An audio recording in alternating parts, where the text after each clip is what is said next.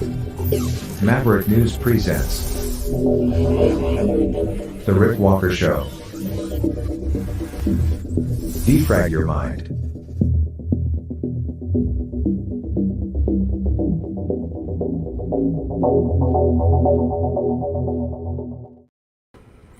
Good evening, everyone. I'm Rick Walker. Welcome back to the Maverick News Channel.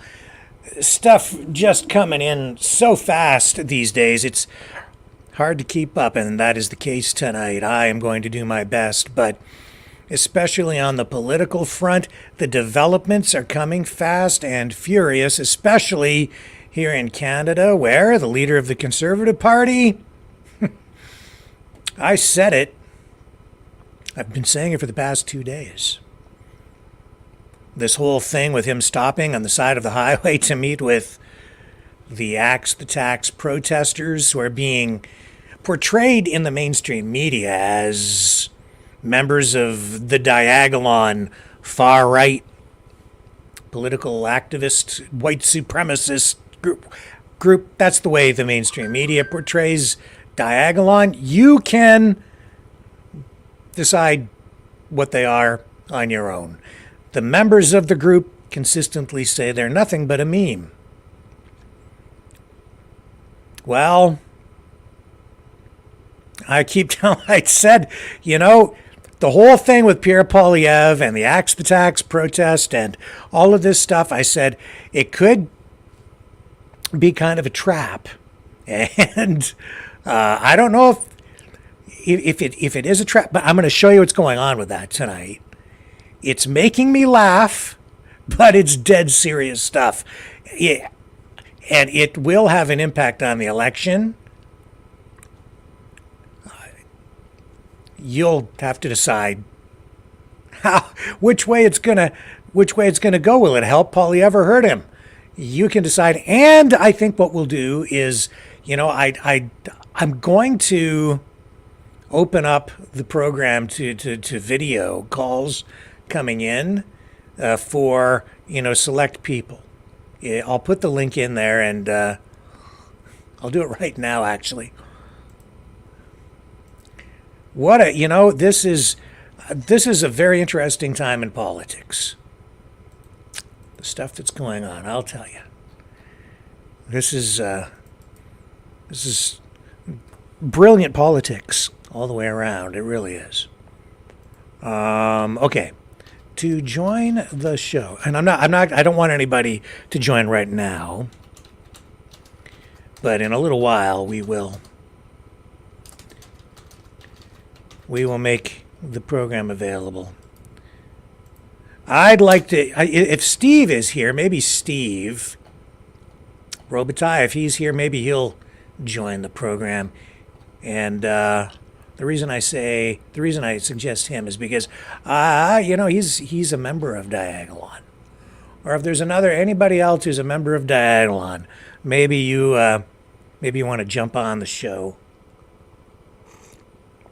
and tell us, or give us some perspective on what I'm about to share with you tonight. What else do we have? Oh yeah, out in British Columbia, Premier David Eby recriminalizing public drug use.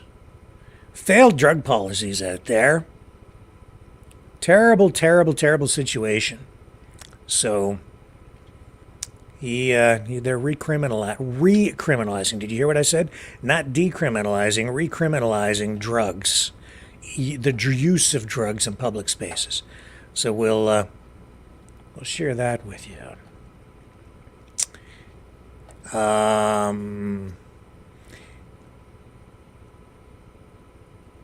Yeah, and I see people talking about the Madeline Island story in the chat here. Yeah, I wanted to get to that the other night. That's a strange story.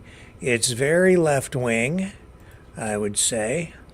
If you want to go visit there, and the tourism industry is growing, they're going to charge you a fee to leave the island. And if you live there, they're going to want you to have a QR code scanned so that you can gain entry and exit to the municipality, and if you don't comply, they'll fine you. So that's kind of the stuff that they do in communist countries.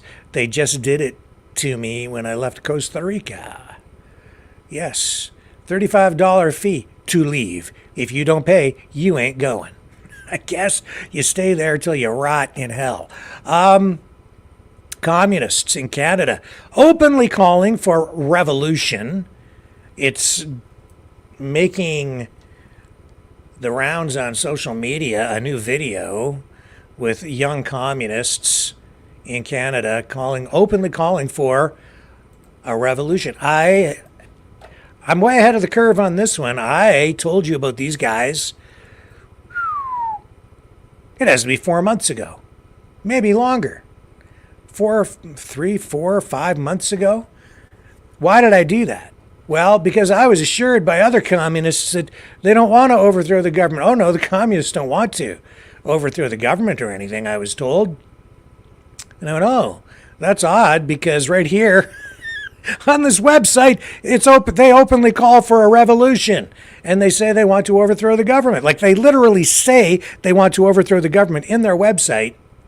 And tonight we have a new video that we're going to share with you on that front as well. So we have politics galore from all sides: the left, the right, the top, the bottom, the liberals, the conservatives. You name it, we've got it. And we'll have it all when we come back right after this.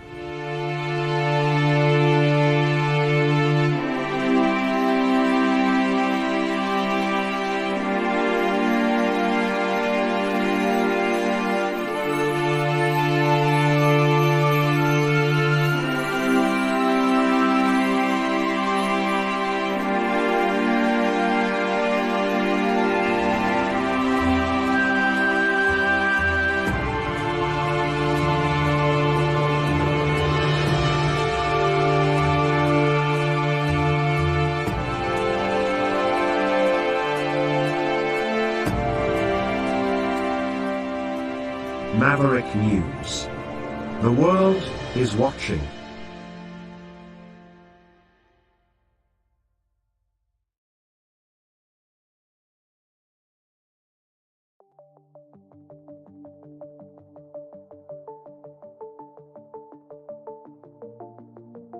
Greetings, brave Mavericks. Our quest for truth continues. We go beyond fake news. Together we expose propaganda. Together we pull others out of rabbit holes. We are maverick thinkers. We are all unique individuals, defenders of individual rights and freedoms, credible, trusted, grounded in reality. Maverick News, Maverick News. Defending free speech, free speech. Donate at freedomreporters.com. Do it now. Tomorrow may be too late. Maverick News. The world is watching.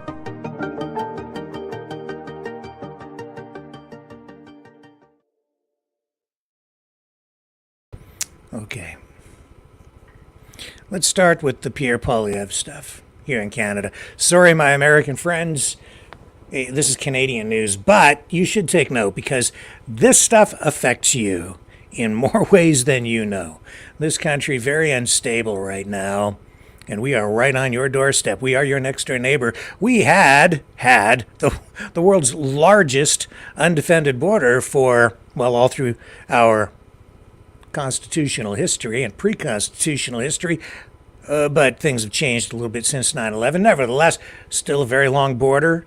Best of friends for now. Except during the War of 1812, when we did burn your White House. Just saying.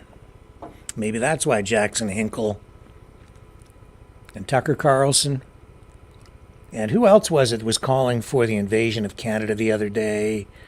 Tim Pool, I think. everybody wants to invade Canada. Very strange, kind of like foreshadowing. But I wouldn't want to start jumping down any conspiratorial rabbit holes. Not when the truth is stranger than fiction anyway, because we have Pierre Poilievre, leader of the Conservative Party, leading in the polls, probably the next Prime Minister of Canada. As you know, 2 days ago, he stops on the side of the highway at an Axe the Tax rally. Axe the Tax, that has been the slogan that Pierre Poilievre, leader of the Conservative Party, came up with to battle, to oppose the Liberal NDP carbon tax in Canada. Very unpopular, I would say. And this is helping to propel Poilievre to the Prime Minister's office.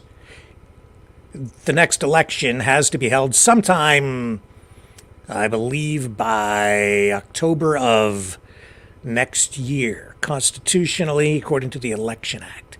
Nevertheless, we could go sooner. The Conservatives way out in front in the polls with about 42%, I think, is the latest poll.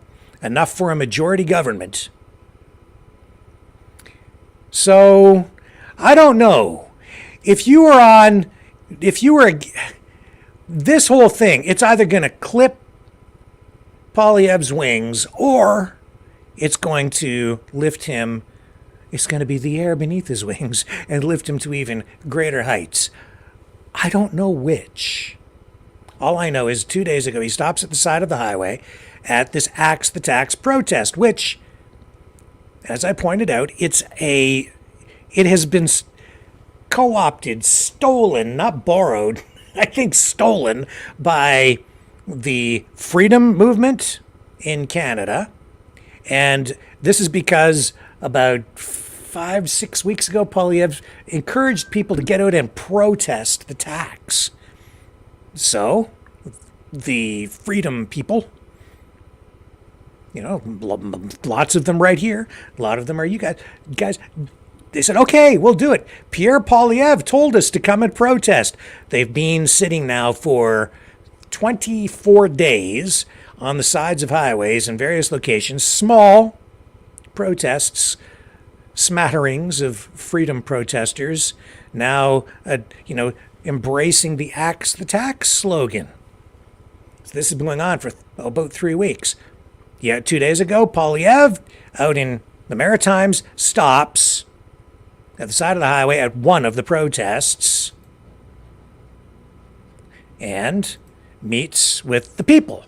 Now, it's pretty organic, I'd say, this particular one.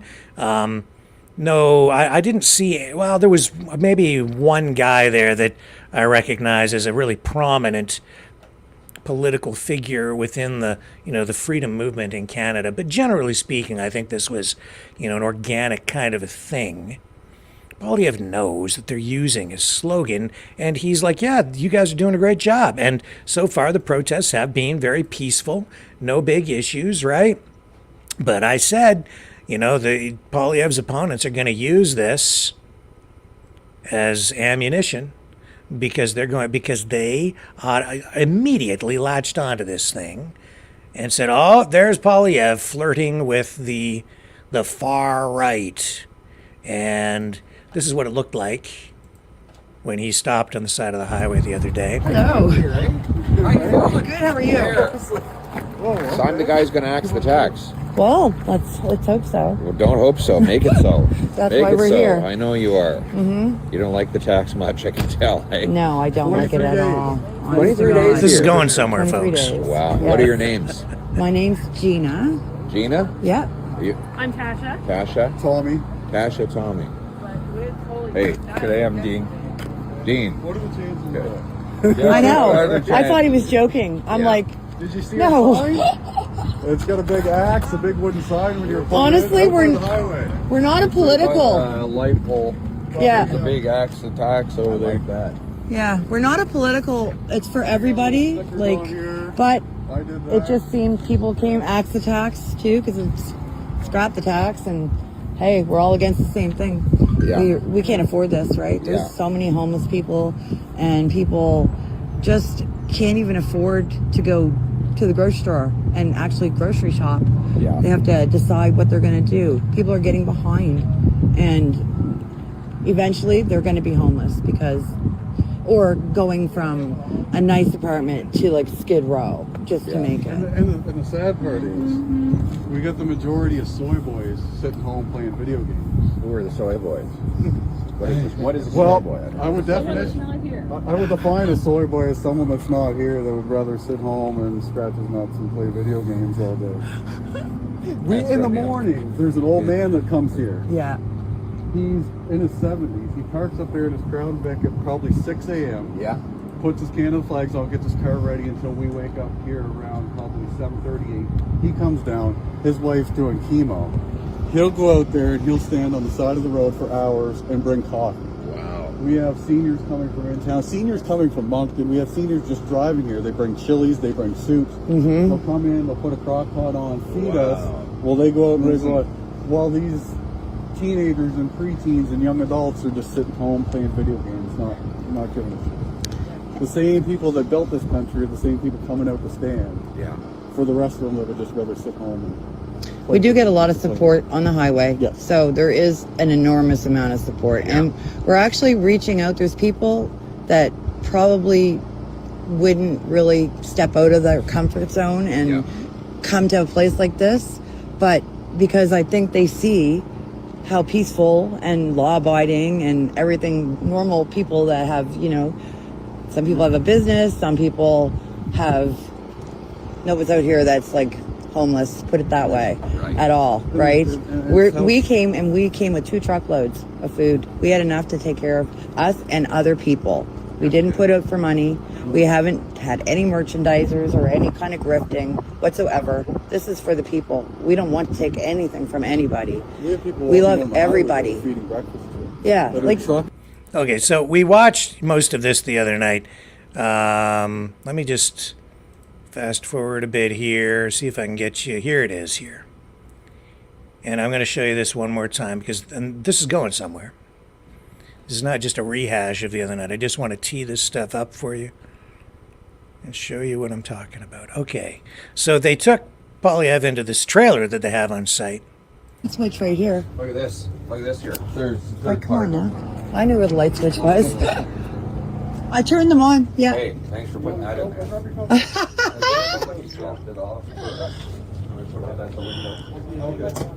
There we go. Light. Don't worry about it. I'll pick it up after. No, I don't want it to fall down. See, pretty modest. Yeah. Yeah, You guys sleep? that's right. Where do you sleep? I sleep right here in my car. Just leave. We got a diesel heater in there. We got the donations for everybody. Yeah, but I can show you exactly where I'm using it spreads after. But if you want to actually know where I sleep, I'll show you. Yeah, you show them, and then I'll show them where I sleep. And as he came out of here, Yeah, the big stop. Yeah. Trucker shop. okay, so as he came out of that trailer, this isn't the right angle, but I showed you the other night on the door. They have a lot of signatures, and there's a picture of a Diagolon flag. It's like just hand drawn, but of course the media latched onto that. And let me see if I can get you that money shot. When I say money shot, it's like that's the one that his opponents were waiting for. Here it is here. And out he comes. Here it comes. I've got the shot. There it goes. Let me enlarge that for you. Hold on. I have to recue. Here we go. Okay. There it is. So if you look at that door, you can see there's Polyev coming out of the trailer. See that black symbol on the bottom of the door? Midway down the bottom port. Black with the line through. That's the Diagolon flag. Which is, well, you can say whatever kind of group you want. The Canadian Anti-Hate Network hates them. We've talked about it a lot. It was discussed a lot during the inquiry into the use of the Emergencies Act after the Freedom Convoy. Jeremy McKenzie arrested, went to jail. Sort of one of them. I guess he's like a founder of Diagolon, right? Anyway, this was the shot that I know that the mainstream media and Poilievre's political opponents were waiting for. There's the flag, there's Poilievre. They asked him actually to pose for a selfie in front of some F. Trudeau flags, and Poilievre said, well, maybe we'll stand over someplace with something else in the background. So he didn't do that.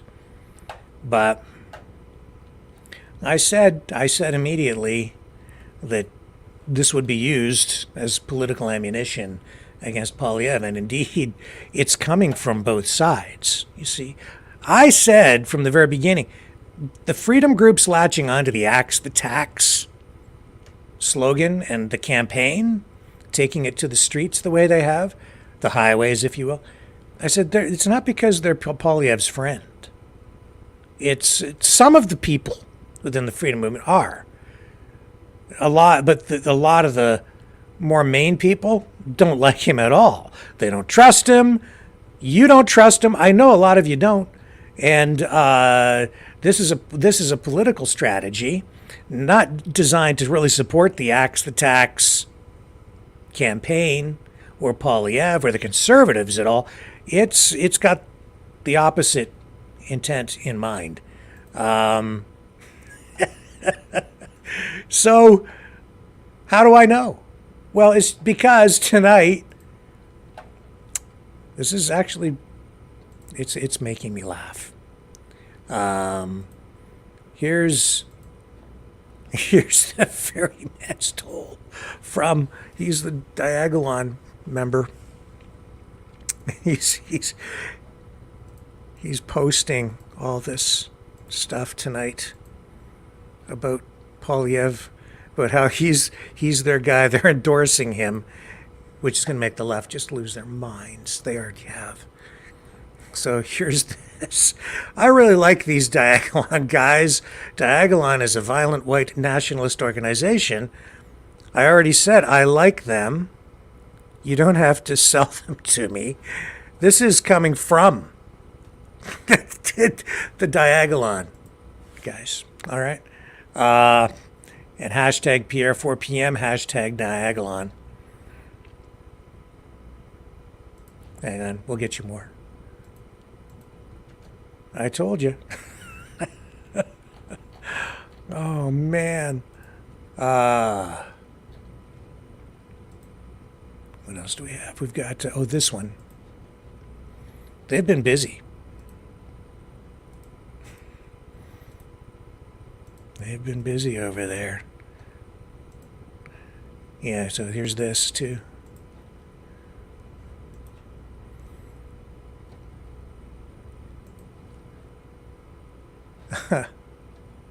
What are the comments in here? Yeah, so there's Steve Robitaille there. Says, F, I want to hug Pierre just now.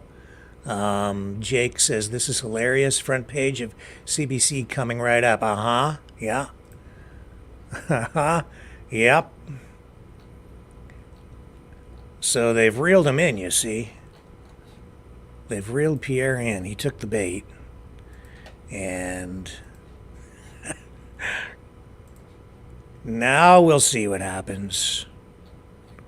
And certainly, I mean, you can assess it in a variety of ways. Here's another post from the Ferryman's Toll.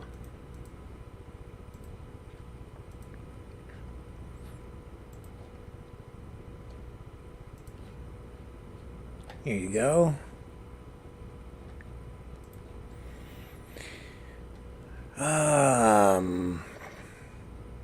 So here's criticism being leveled at the Ferryman's Toll from Clyde Do Something, and well, it's a video. Here, I'll show you.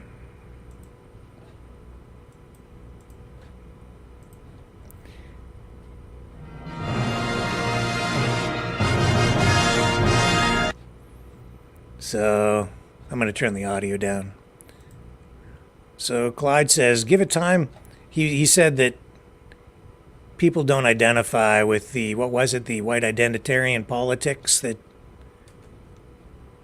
white identitarianism is inevitable, says the Freeman's Toll. Clyde said something to the effect of, people don't identify with what Diagolon is doing.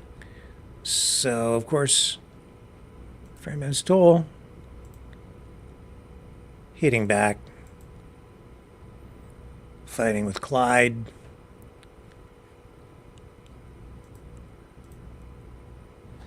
And this is sort of a sidebar, but you're getting the point. They've reeled Pierre in, and he took the bait. Now they're making the most of it and they've even come out and endorsed. They've endorsed Pierre Poilievre now.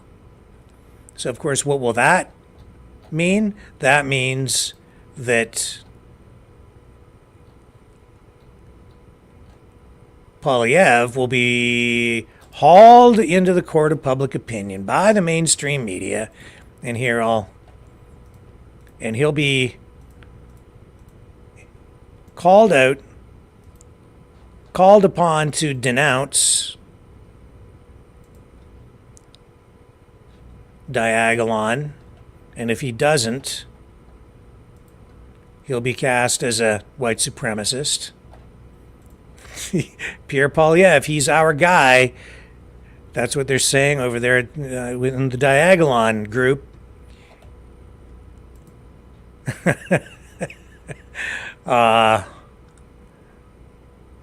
And they're sharing all of his hashtags. Bring it home, hashtag Axe the Tax, hashtag Pierre for PM, and hashtag Diagolon. So they've hitched their wagon to the Pierre Poilievre train, and they are forcing this issue. What is the issue? Immigration. And more. And yeah, I will kind of leave it there. This is, as I said, this is pretty swift. This is slick politics, in my view. A little more than a meme. A very active political group, I would say. And this is absolutely, in my view, a gotcha moment for Pierre Poilievre. When I say gotcha, I mean, again, I don't know how it's going to play out. You,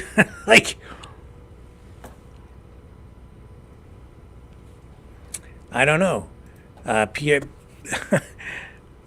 Justin Trudeau, it caught him flat-footed the other day, because when asked about it in a media scrum, Trudeau responded in an almost incoherent way. He started babbling about everything from conspiracy theories to white supremacy and Alex Jones and InfoWars. He couldn't formulate an effective answer to the question about Pierre Poilievre stopping on the side of the highway to meet with those protesters. And of course, you've got that flag, right? So there it is. So they're saying, oh, see, it's Diagolon. Anyway, here's Trudeau talking about exactly this very thing again. Let's give you the clip. Here he is, our Prime Minister. I've been thinking about this in today. Regards to Pierre Poilievre. Anyone who wants to be Prime Minister of this country needs to be clear with Canadians about whose votes he wants and who he stands with. If Pierre Poilievre wanted to be a responsible leader, I'll even give him the words. This is what he should say. I reject categorically the endorsement and the support of Diagolon and of Alex Jones. Because Diagolon is a violent white nationalist organization and Alex Jones is a garbage conspiracy theorist. That's all Pierre Poilievre would have to say. But he won't say it. And that tells you about the kinds of choices he's making as a leader. I told you. So there, I hadn't even listened to that clip yet today. There it is. What did I tell you? I said he's going to be called out. Poilievre will be asked, or they will demand of him that he denounce Diagolon. And there was. There it is. This will escalate from here. Yeah. Oh, man. Oh, politics. It's a blood sport. Oh, yeah. We're just getting started with this one, folks. Very interesting. Things are going to get real interesting. Stay with me. More coming up on the other side. The information war is raging. Truth without integrity is worth nothing. Maverick News. Because those who have power and those who seek it must be held accountable. The world is watching. Join our family of truth seekers. Donate today and add your voice to the chorus of Maverick Knights. Donate at maverickdonations.com. Truth. Integrity. It's the Maverick way.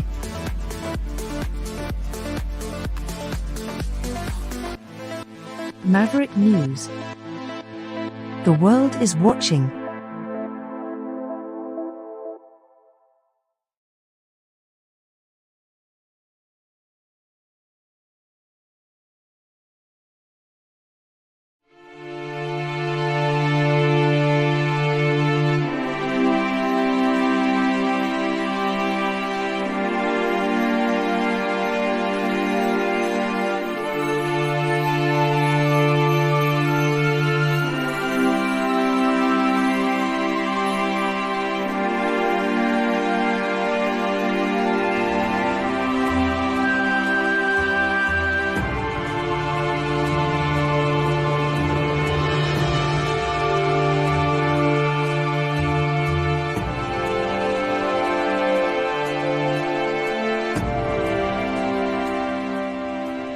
Maverick News. The world is watching.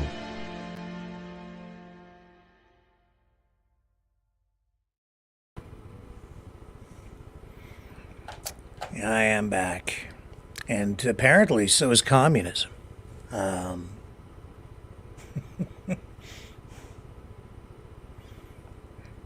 Yeah, we've had communists on the show. We talk to everybody here.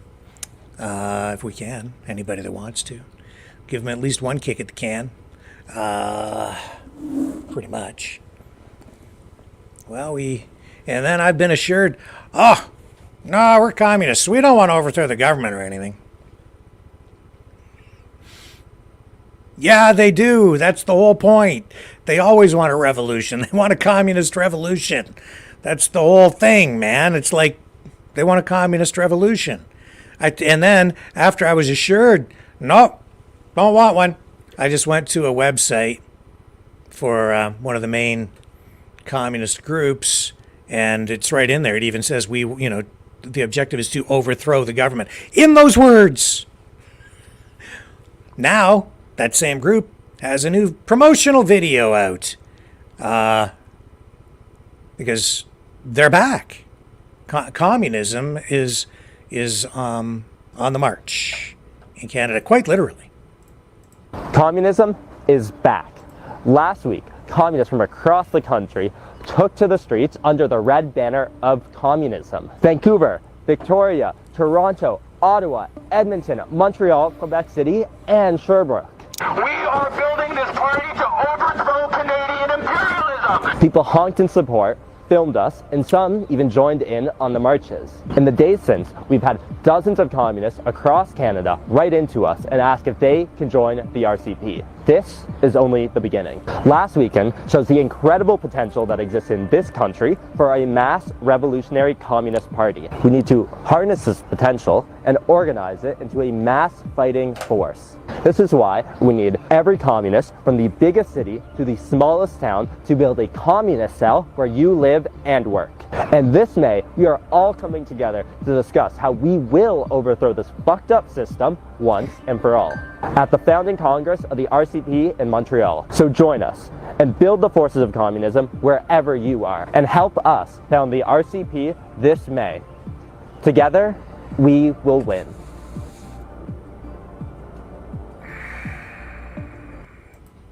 Nothing like authoritarianism. Oh man, like, okay. In fact, it was last weekend. I'm pretty sure it was last weekend. I showed you them marching through the streets of, I think it was Montreal, carrying the communist banner. It might have been Toronto. Can't keep them all straight. You know, one of the pro-Hamas rallies, which this is right up John's alley.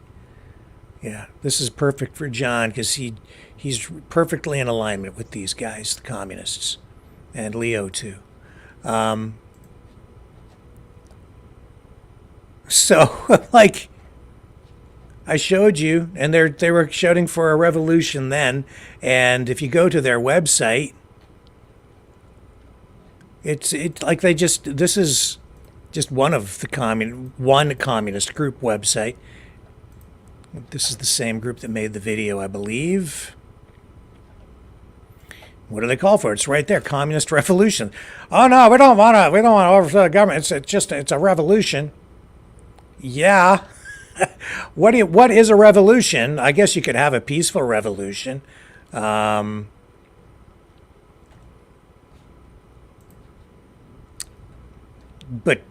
throughout history, communist revolutions have traditionally not been very peaceful at all. Communist revolution, all parties are complicit in genocide, and they don't like Trudeau, they don't even like Jagmeet Singh, and just in time for May Day, yeah.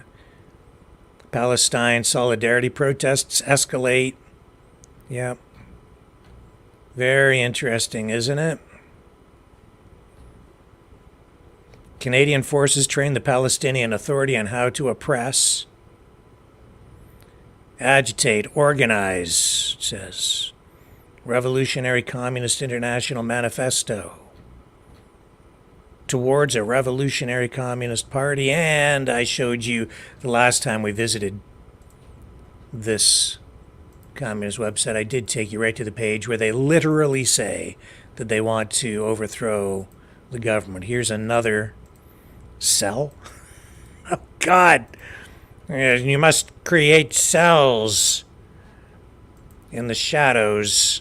When we activate you, the code word will be Big Bird.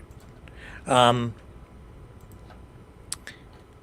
yeah, this is, yeah, right in alignment with, the fascists.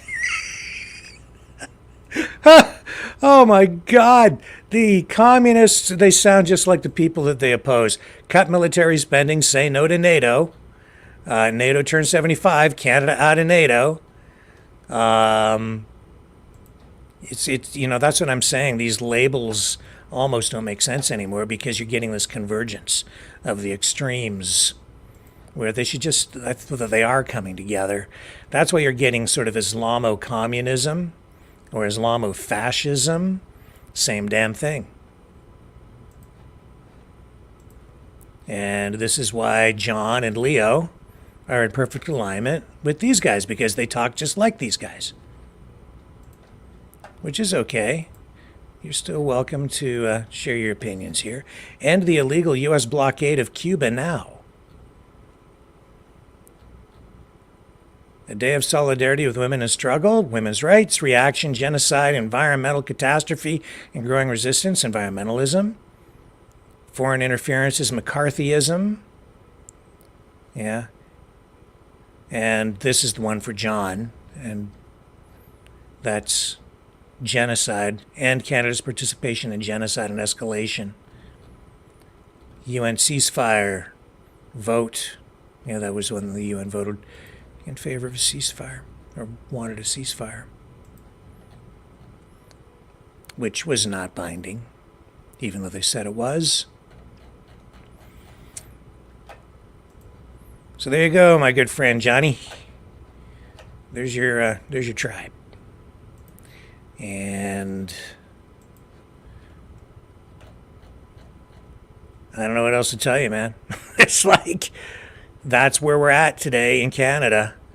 I've never seen the extremes so powerful on either side.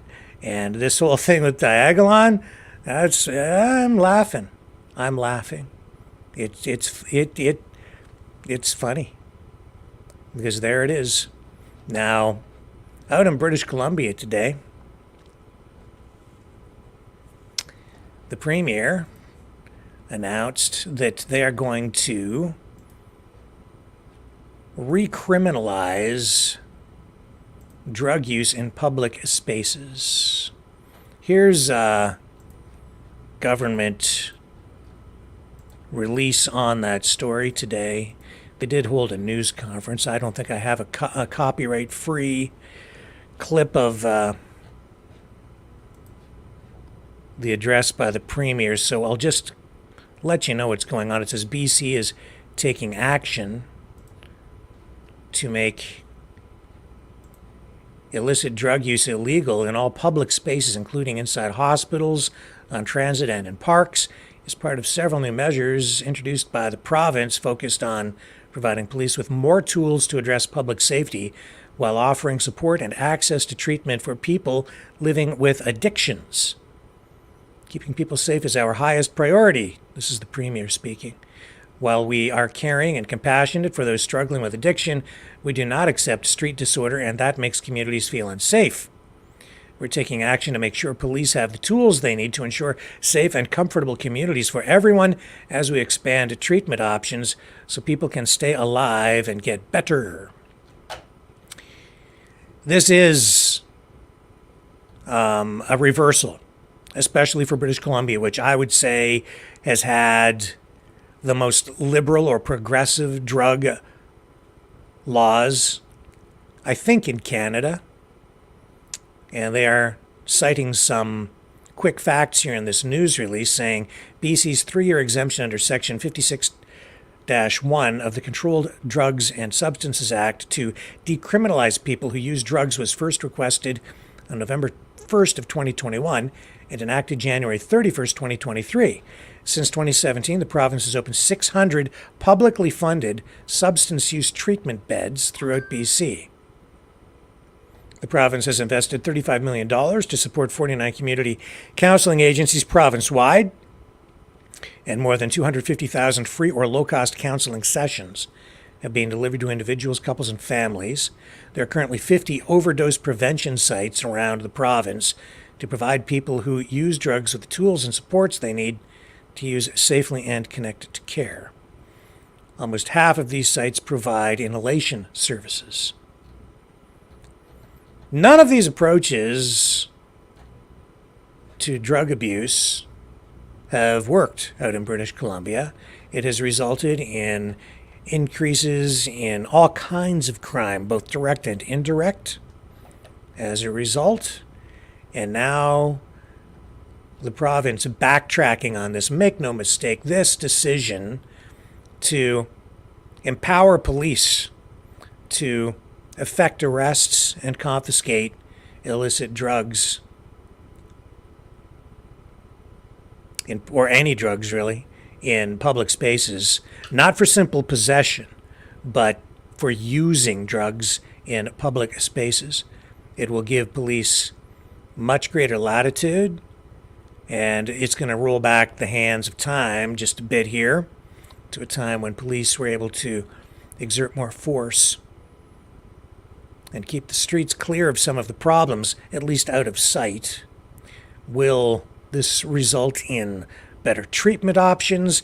Today, during the news conference, the Premier did refer to meetings that he had had recently with healthcare providers and physicians who are experts in this field.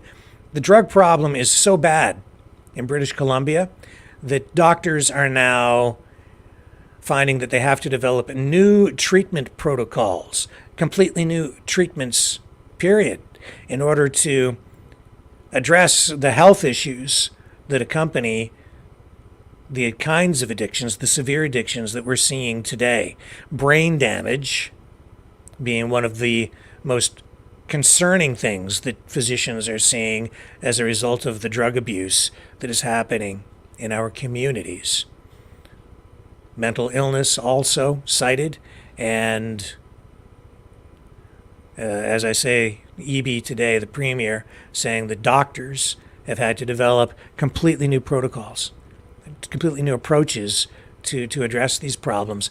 I would say it's because of our government's completely failed drug policies that have allowed the drugs to flow onto the streets and have affected people who are directly who are users of these drugs. It has destroyed lives, and it is destroying communities, families, indirectly and even directly as a result of all this.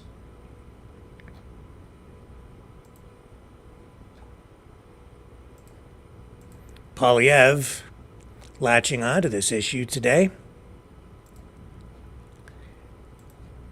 I don't think he said anything today about the Diagolon endorsement.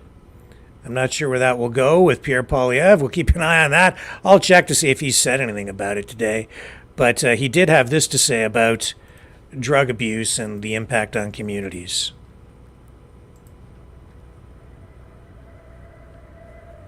You ever feel like everything's broken in Canada? I mean, here we are. Most beautiful place in the world, beautiful British Columbia, the Pacific, the Vancouver skyline, and another tent city. In that tent city are people hopelessly addicted to drugs, putting poisons in their bodies. They've probably lost their homes, their families. They've lost control of their lives, and they might lose their lives altogether. Just today we learned that British Columbia is on track to have over 2,000 drug overdose deaths this year alone. That is a 300% increase from 2015 when Justin Trudeau took office. These are Canadian citizens who are losing their lives. They could be your sister, your brother, your daughter, your son. They could even be your parents. This can happen to anyone. Many people got hooked on these drugs by taking them first as medications and then increasing their dosage and eventually becoming outright addicts. It's not just crack cocaine and methamphetamines, but it's opioids that are in the same family of drugs that are often prescribed or overprescribed. But the addictions that we see that have terrorized these people and our communities, they are the result of a failed experiment. This is a deliberate policy by woke, Liberal, and NDP governments to provide taxpayer-funded drugs, flood our streets with easy access to these poisons. This has been tried, not just in Vancouver, but in places like Los Angeles, Portland, Seattle, San Francisco, and always with the same results. Major increases in overdoses and a massive increase in crime. Here in Canada, under Justin Trudeau, we've not only had this 300% increase in overdose deaths in British Columbia, but across Canada, violent crime has increased by 32%. We should have expected this because every time this experiment has been tried, it has resulted in exactly the same outcome. But there are solutions. We know what works. First and foremost, we need to put the resources into bolstering our borders to keep the precursor ingredients that go into making these drugs out of the country. Second, We need to bring in tougher laws for the violent reoffenders and the gangsters and organized criminals who are preying upon these addicts. Look, I believe, like anyone, that a young person who makes a mistake should get a second chance, but we're not talking about that here. We're talking about hardened, repeat, violent offenders or organized criminals that are devoted to a life of crime and preying on innocent victims. And finally, and most importantly, we need to stop using tax dollars to fund dangerous drugs under the so-called and ironically named idea of safe supply. There is no safe supply of these drugs. They are deadly, they are lethal, and they are relentlessly addictive. Giving people more of these drugs will not free them from their addiction. It will only lead to their ultimate death, as we have seen over the last several years that it has been tried here in Vancouver.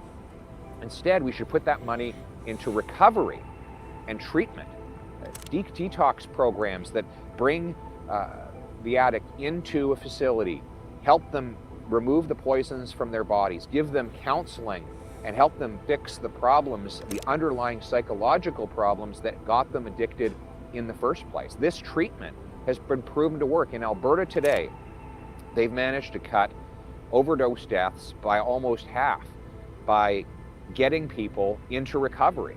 It's possible. There is hope to give people back control of their lives. That should be our purpose. This has failed, but there is hope that we can turn these cities around and save the lives of our fellow citizens. Let's put them back in control of their lives here in Canada. Like I said, it feels like everything's broken in Canada. The good news is we're going to fix it.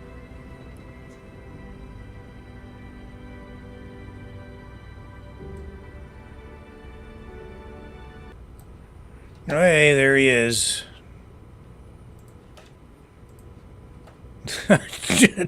Diagolons, man. Just what happened to Maxime Bernier and the PPC? Silent on all of this. I see Lori's in the back room. Do you want to come in, Lori? Is that where you? I guess you must. Should I click on add to? Should I add you to the thing? I'm gonna add you. Okay. I'm warning you. Gonna bring you in. Gonna do it. Are you there? No? Maybe not. There she is. Okay. And your microphone's muted, just to let you know. Your mic's muted. Mic is muted. Microphone. Can't hear you. Can't hear you. Okay. There we go. There. Now I have you. You surprised me. I wasn't ready yet. I was like scrambling. I have another video I can run if you want a minute. Yeah, give me just a minute. All right, okay. Here's all of this drug use, all these problems. It's led to a lot of homelessness, even here in my small community of Chatham, Kent, Ontario. So I did produce this video about homelessness and people who are struggling with a variety of social problems, mental health issues, drug abuse issues. And there's a great organization where I live called NeighborLink. And I produced this video with them. I'm going to share that with you now. This is a unique program that is available to people. And, you know, it really seems to work. It's called Wraparound, and what they do is they find the services that people need, and they get people the support that they really need in the community. Here's an explanation.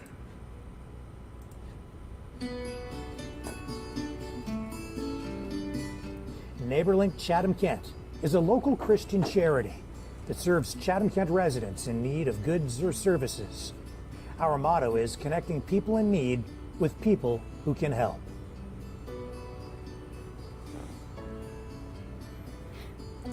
The support we provide comes in many forms, through volunteers who serve as drivers, friendly visitors, phone buddies, food deliverers, household organizers, and even small-scale renovators.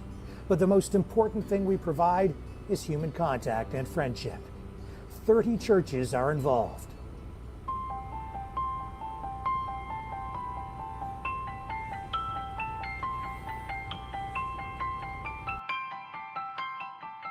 Each weekday morning at the NeighborLink office, volunteers receive calls from people requesting assistance. An account is set up for each person in need, and they're connected with organizations or volunteers who can help them. People like Harold Vanderandy, who on this day is picking up Roger at his home in Blenheim. Roger has medical appointments in Chatham, and Harold is providing transportation. Harold's role is vital, not just because he is providing a direct link to healthcare, but because he has developed a supportive relationship with Roger. Roger and I actually have become friends. I've driven Roger a lot, and we have the opportunity to drive between Blenheim and Chatham. I get to know him, he gets to know me, and like I said, we're just good friends now. In some cases, NeighborLink will provide transportation to medical appointments in Windsor or London, but the focus is mainly on Chatham-Kent. Roger says the support from NeighborLink keeps him healthy, not just physically, but emotionally as well. For that, he has a simple message for Harold and all the NeighborLink volunteers. Thank you. Thank you for helping.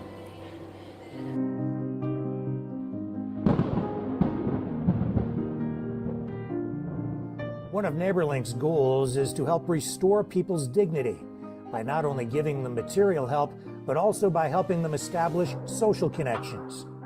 Loneliness is a real problem in society. For many people, their main social connection is their doctor or some other healthcare provider. Others even dial 911 just to have some human contact. Ken Powell is a retired pastor who now serves God through NeighborLink by providing transportation for people like Evelyn. Ken is Evelyn's link to her husband, who was recently admitted to hospice. As I was approaching retirement, I wondered what I was going to do with the rest of my life, and I thought, you know what, you can only play so much golf. You only can go on vacation so much before it becomes boring. And I realized that there were a lot of people that had different needs, and God's given me good health, and so I wanted to help people in any way that I can. And NeighborLink, of course, offers a lot of services. We help people with food, shelter, transportation, and that's one of the things that I do, and so I enjoy doing that for NeighborLink. Evelyn can't drive, and public transit isn't a realistic option for her. Evelyn says Ken Powell's ride helps her and her husband more than anyone knows. Well, we've been together for quite a while, and to lose him now would be, it's going to be a hardship. And to go through NeighborLink and have the ride to go is helping me as well as it's helping him. Because when I go and see him, he just perks right up.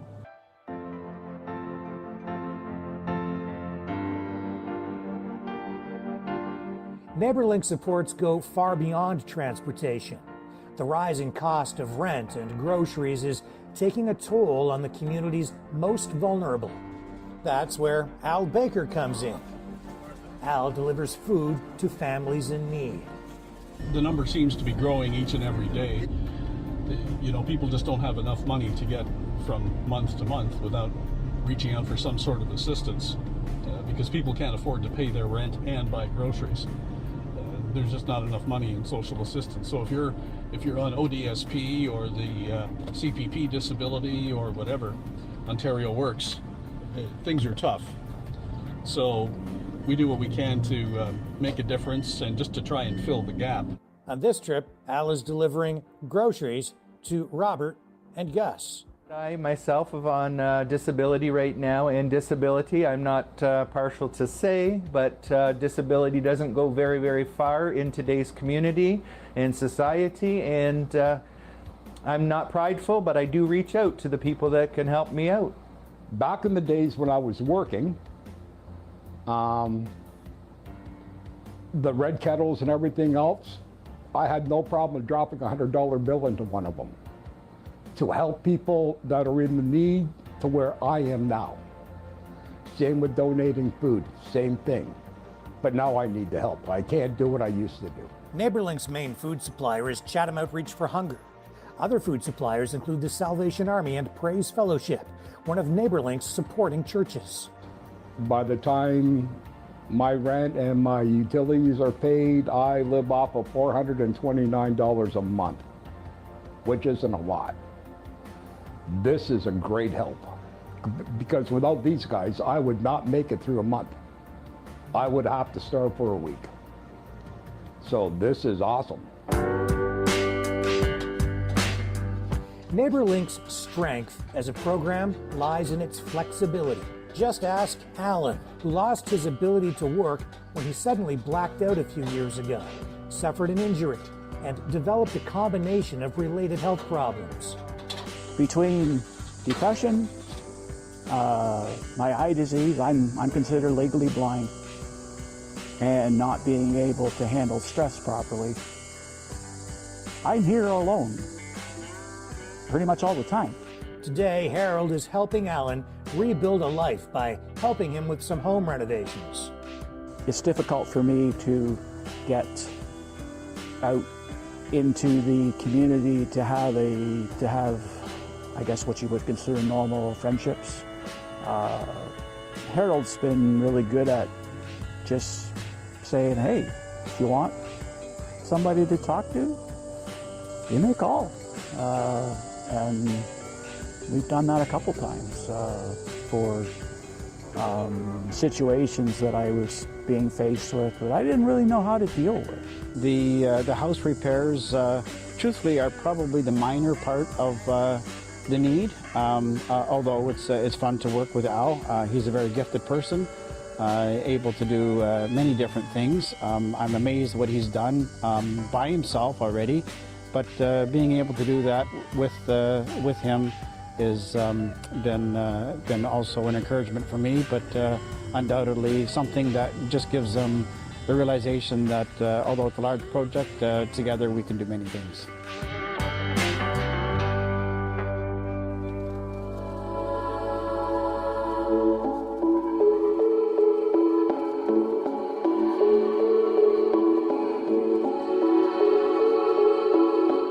Andrew Hawkins is the coordinator for a NeighborLink program called Wraparound.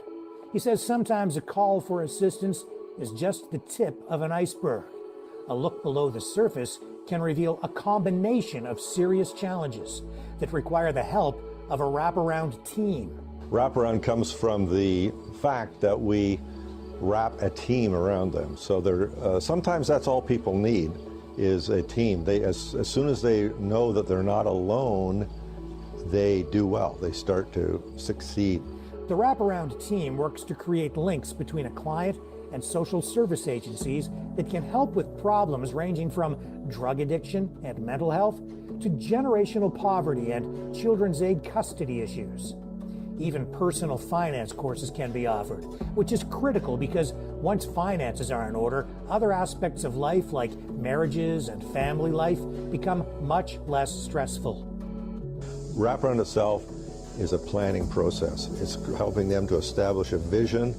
What does life look like? Once your one or two major concerns are met, what will life look like in a year, year and a half? What's it going to take to get there? What goals do you need to get there? And then what's the very next thing you can do? And so from there we begin to brainstorm and write up a plan.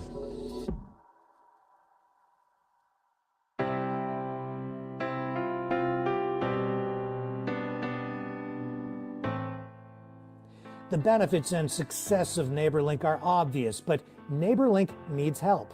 Yeah, we need donations, we need drivers, we need volunteers. We need churches that would like to be involved in NeighborLink. We want to encourage anybody in the community that can help with small renovations, with drives, with visits, with phone calls, mostly just to encourage people to know that they're valued.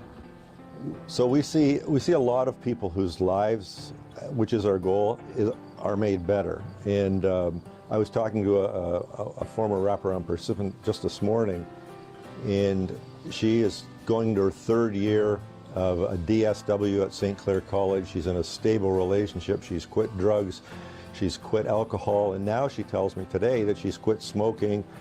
She's progressing and on her way and feeling like she can do whatever she sets her mind to. So we have some really, pretty dramatic success stories. A lot of times it's people achieve a better life, they're able to have their children. Most of our referrals come from Children's Aid.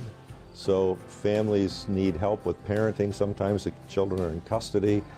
And so we help a lot of families stay together. Encourage people, if you've got a few hours and you're wondering what you can do to help somebody maybe that's lonely, it may just be picking up a phone and being what we call a phone buddy, and just to check in with people to see how they're doing.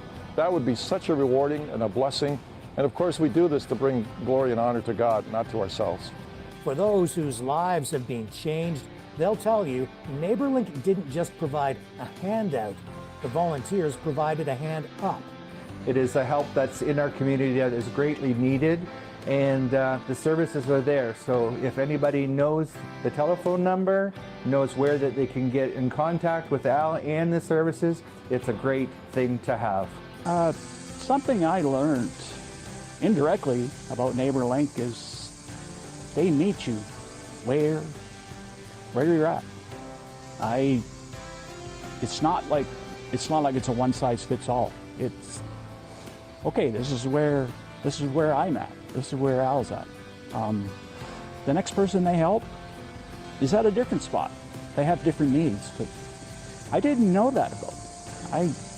I was quite surprised, to be honest with you, what they were willing to help out with. I just hope they can keep on doing what they're doing. Because without them, I don't know what I'm going to be able to do. And that's it. If you can help, or if you need more information, reach out at neighborlinkck.com. NeighborLink Chatham Kent, connecting people in need with people who can help. And that, folks, is how it's done. We'll be right back with Lori.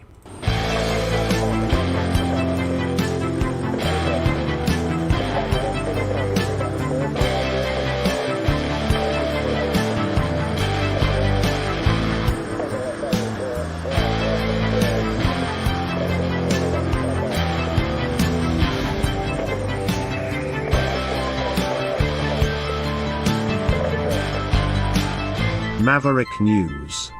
Fighting for freedom. And here she is, the surprise of the hour.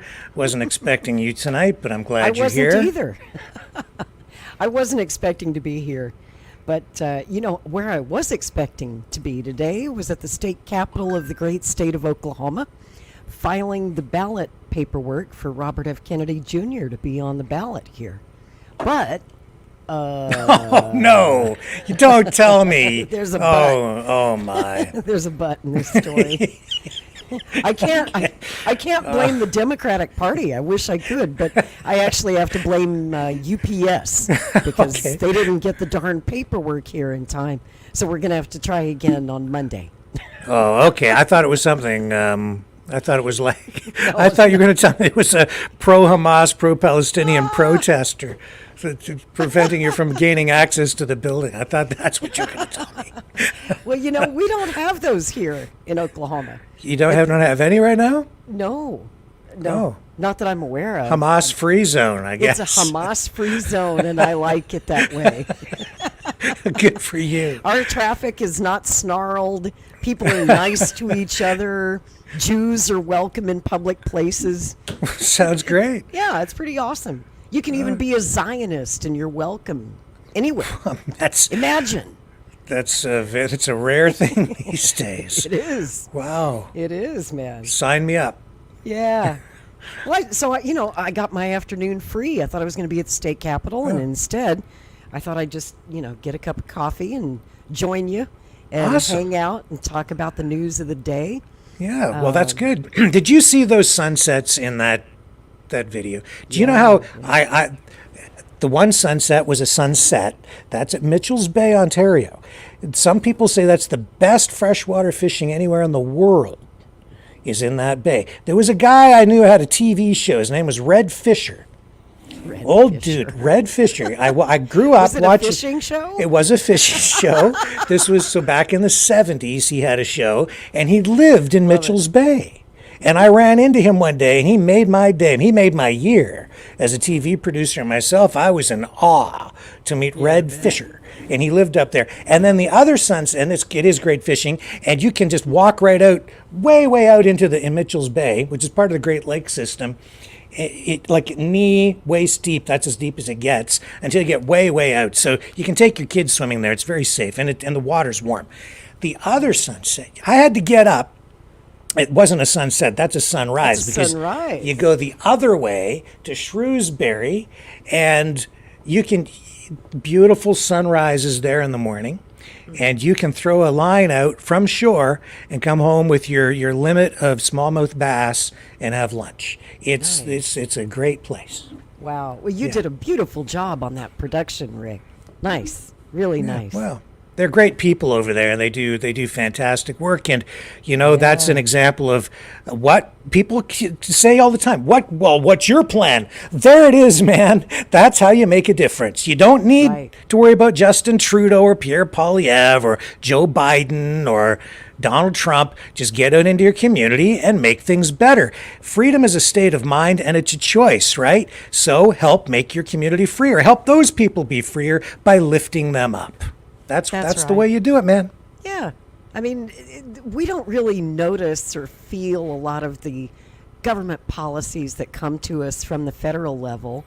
We feel what's happening in our neighborhood, what's happening with the people next door. And all of us can do something to make our neighborhood a better place, even if we can't change what they do on Parliament Hill or in Washington, D.C. sometimes.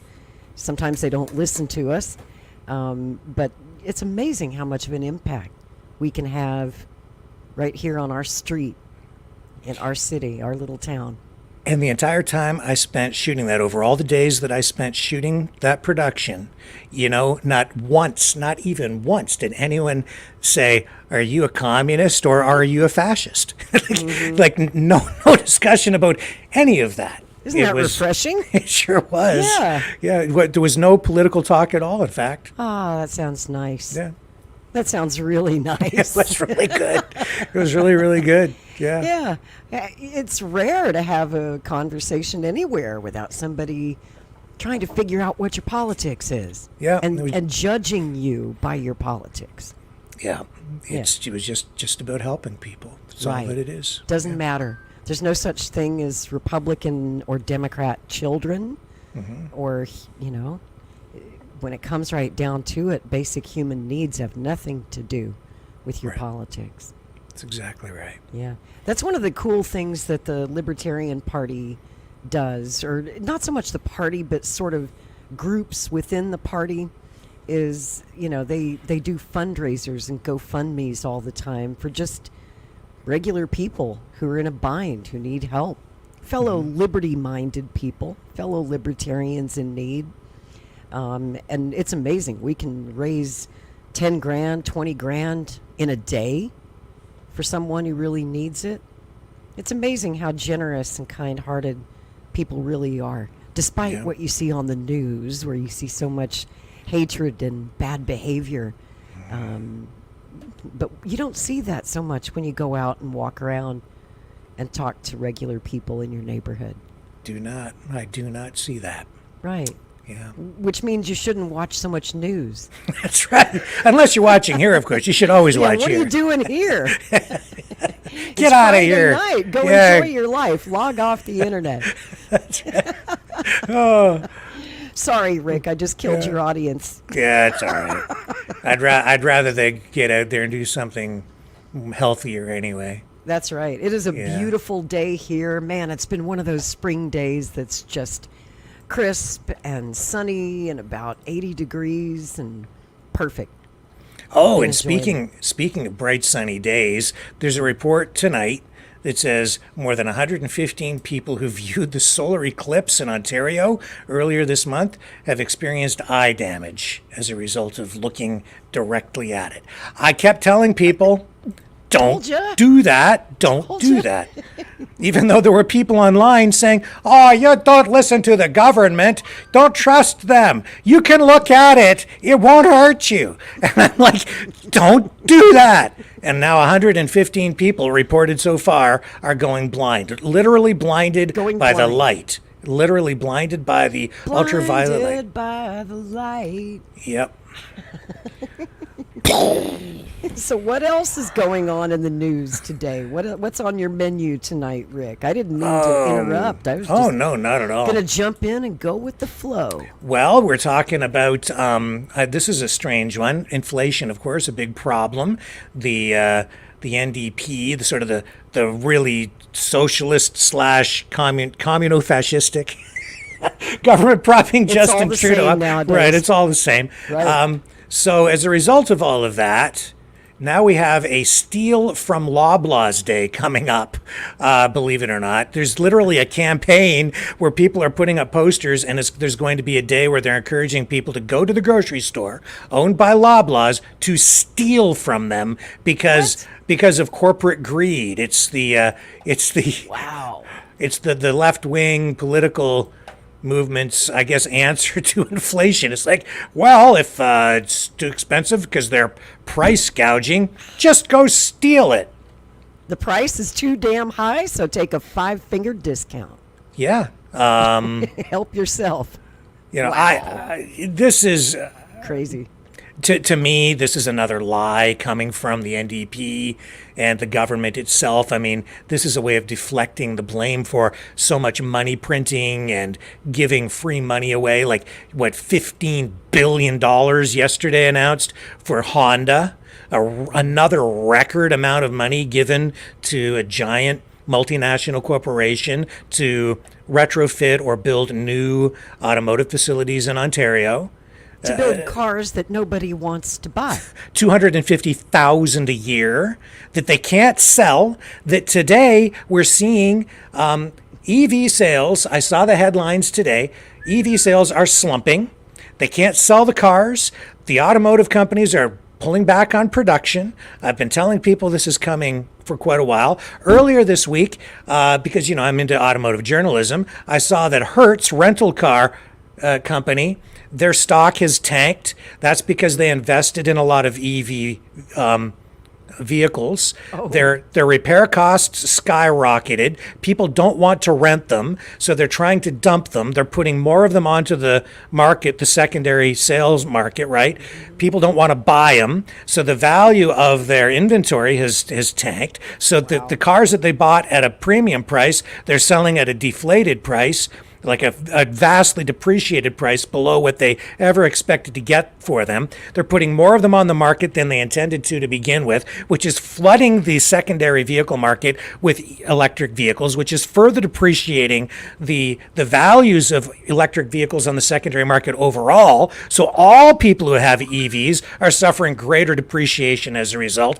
The list of landmines that they're stepping on with this electrification of the auto industry is just growing by the day. It's just falling apart, and they haven't even gotten started yet. And Tesla around the world has had to slash their prices. Last month I said that in China they had to cut their prices by about 30%, and we're seeing they had to cut their prices again this month to remain competitive with companies like BYD, which is a big Japanese company that is eating Tesla's lunch. They've now surpassed Tesla sales and production. And so in countries like China, they've moved into Australia, they're moving into Europe. And when I was down in Costa Rica, what did I see driving around on the streets?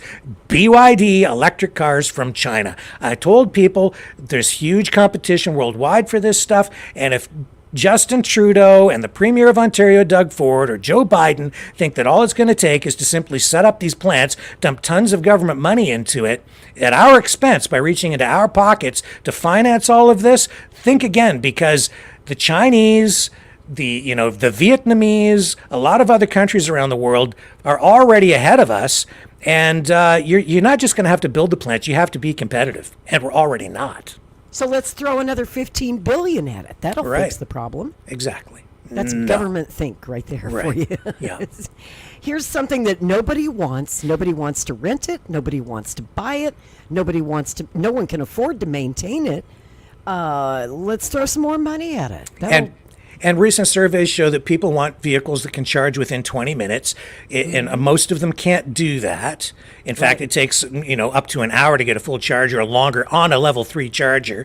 It's not convenient. The infrastructure still isn't there. Here in Ontario, and where I live, the infrastructure for electricity is honestly antiquated. It's not. It's barely up to the task now. And out in parts of Western Canada, we've seen brownouts last year. We saw them calling for people to conserve energy and not charge your electric vehicle. Turn your air conditioners off. It's too hot. That's exactly what happened in California too. Very populated, very woke, very green California. Remember last summer when they didn't have enough energy to power the grid and they were asking people to not charge their electric cars in a state where everybody drives. Yeah. I mean, you can't just walk around Los Angeles. You got to have a car. Yeah. It's just, doesn't it blow your mind? It's like you remember the scene in Animal House, the parade scene where the marching band marches down the alley and right into a brick wall? That's how I look at this whole about electric where it car is. thing. Yeah. It's the marching band marching right into the wall. And imagine all this money that they're investing, and I can see within 2 to 5 years getting to a place where they're going to have to sit back and say, you know what, this isn't working. We're going to have to shut all these factories down. But they won't. They're going to double down and triple down on this. They have to. How wrong it is. No matter how much money it loses, they just keep throwing more money at it. My biggest question is, where is my car? I mean, with the amount of money that they've taken from me and everybody else, we should all at least get a free car, right? You should. We should. By golly, you should. 15 billion to them, 10 billion to them, 20 billion to them. Volkswagen, Stellantis, Ford, General Motors, they're all at the public trough and they're all feeding on our money. So I'm like, where's my free car? You get a car. I paid you for get it. a car, and you get a car. Because we Everybody paid should for get it. A free car. It ain't because it ain't free. Right. Right. And then it's like the elephant though. The white elephant, the gift. They give you this thing and then all the maintenance costs are on you. And that gets very expensive. Yeah. So it's not really a free car, is it? No, and $15 billion. And they said that yesterday, how many jobs was it? It was only about 5,000 jobs. Mm-hmm. Well, most of them are probably automated. Yeah, a lot of these plants are very automated. If you go just not far from here, there's a plant called Autoliv. They produce airbags for the auto industry. I've been in that plant. There's nobody in there. No humans. No humans. You have to search for a person. It's a huge factory. You walk through massive machines, weaving machines where they weave the fabric for these airbags. Massive. And it's just all automated. The only thing that happens with people is sort of they have to have the trucks roll in and they help with loading the machines up with the fabric and stuff. But it's all automated. Hardly a soul in the place. Right. Manufacturing jobs are going away. Yeah. Most And this of them was are already gone. Yeah, this was pre, heavy robotics, no AI when this place was set up. So the ones coming next, there won't be many people working in these facilities. Except maybe pushing paper in the administrative office. Yeah, Or and loading trucks. Yeah, pushing a button here and there, and once in a while some guy sweeps the floor. But even the floor doesn't. The floor doesn't even get dirty. The floor sweeps itself. You got That's a robot for that. You got a too. Roomba. They bought a Roomba on Amazon for $49.95. It takes care of itself. That's right. Even the maids are going to be out of work, for crying out loud. Right. Just like in the Jetsons, right? The maid that they had in the Jetsons, the robot maid. Remember that? Yes. Didn't they have a name I was dreaming of that all my life. I couldn't wait for the 21st century to just get here already. Save me all this housework. The Roomba was one of the greatest inventions ever. Am I right? People? No, I trip over it all the time. Oh, there's one in my house. It never gets used. I make sure that it's parked because I don't want to trip. My cats are scared of it. Oh yeah. I thought they'd like to play with it, but they're scared of it. The Roomba starts coming, they run. I'm scared of it. I'm afraid that it's going to reach up and communicate with Skynet, and I'm going to get taken out by a 1000 or something. It's probably spying on you. It definitely is. It's like every other device in your house. Well, I do have Google on my phone, so it listens. And then there's like the Amazon thingy that listens, and the Siri thing over there. That's all listening. I'm so spied on, man. Like they literally. And then I went to the hospital the other day, and they were spying on every orifice in my body. Like there's nothing they don't know about me. They don't know everything. Like I have an intimate relationship with every level of government now. Is there nothing sacred? No, I swear. There absolutely isn't. And I guess not for you. Oh, man. Oh, but here in Canada, you know, the government's extremely active, and they have dropped now charges against a Windsor police officer for donating to the Freedom Convoy. This is they a case, dropped those charges, huh? Well, on this one guy, anyway. Yeah. It was, you know, back in February of, what was it? 2022, the Freedom Convoy rolled into downtown Ottawa protesting the COVID-19 restrictions. And then this Windsor police officer, I guess, donated $50. His name was Constable Michael Briscoe. And only $50. Yeah, $50. And yet, it messed up his life for like the next 3 years. Yeah. 2 years, I guess. Oh, wait, I have to make sure. I'm sorry. It was, well, there were two officers. There's this Constable Brooke Fazekas. She was charged with discreditable conduct by the Police Services Board, and she has had the charge withdrawn due to lack of evidence. And then unrelated to that, Constable Michael Briscoe was found guilty of discreditable conduct for his $50 donation to the convoy. So I'm sorry, I just want to get the facts straight on that. Discreditable conduct. Yes. How many members of the current government are donating to various, I don't know, Free Palestine causes? Is that... arguably that could be discreditable conduct, but they're not prosecuting those. You know what's really discreditable conduct is the government using stolen information from the GoFundMe, which was hacked. Right. That's where the information and all this stuff came from. It was stolen personal financial information, and then the government made use of it afterward to go after people. I say that it should be illegal. It should be unconstitutional. All those cases should have been dropped for that reason alone. Mm-hmm. The clean hands doctrine. Yeah, yeah. You know? But that was stolen information thanks to, what's his name, Aubrey. Yep, the Aubrey. Crazy blue-haired hacker guy. Container, yeah. Uh-huh. Has anybody heard from him lately? No. He's kind of fallen off the radar. He did. He vanished. Like a ghost.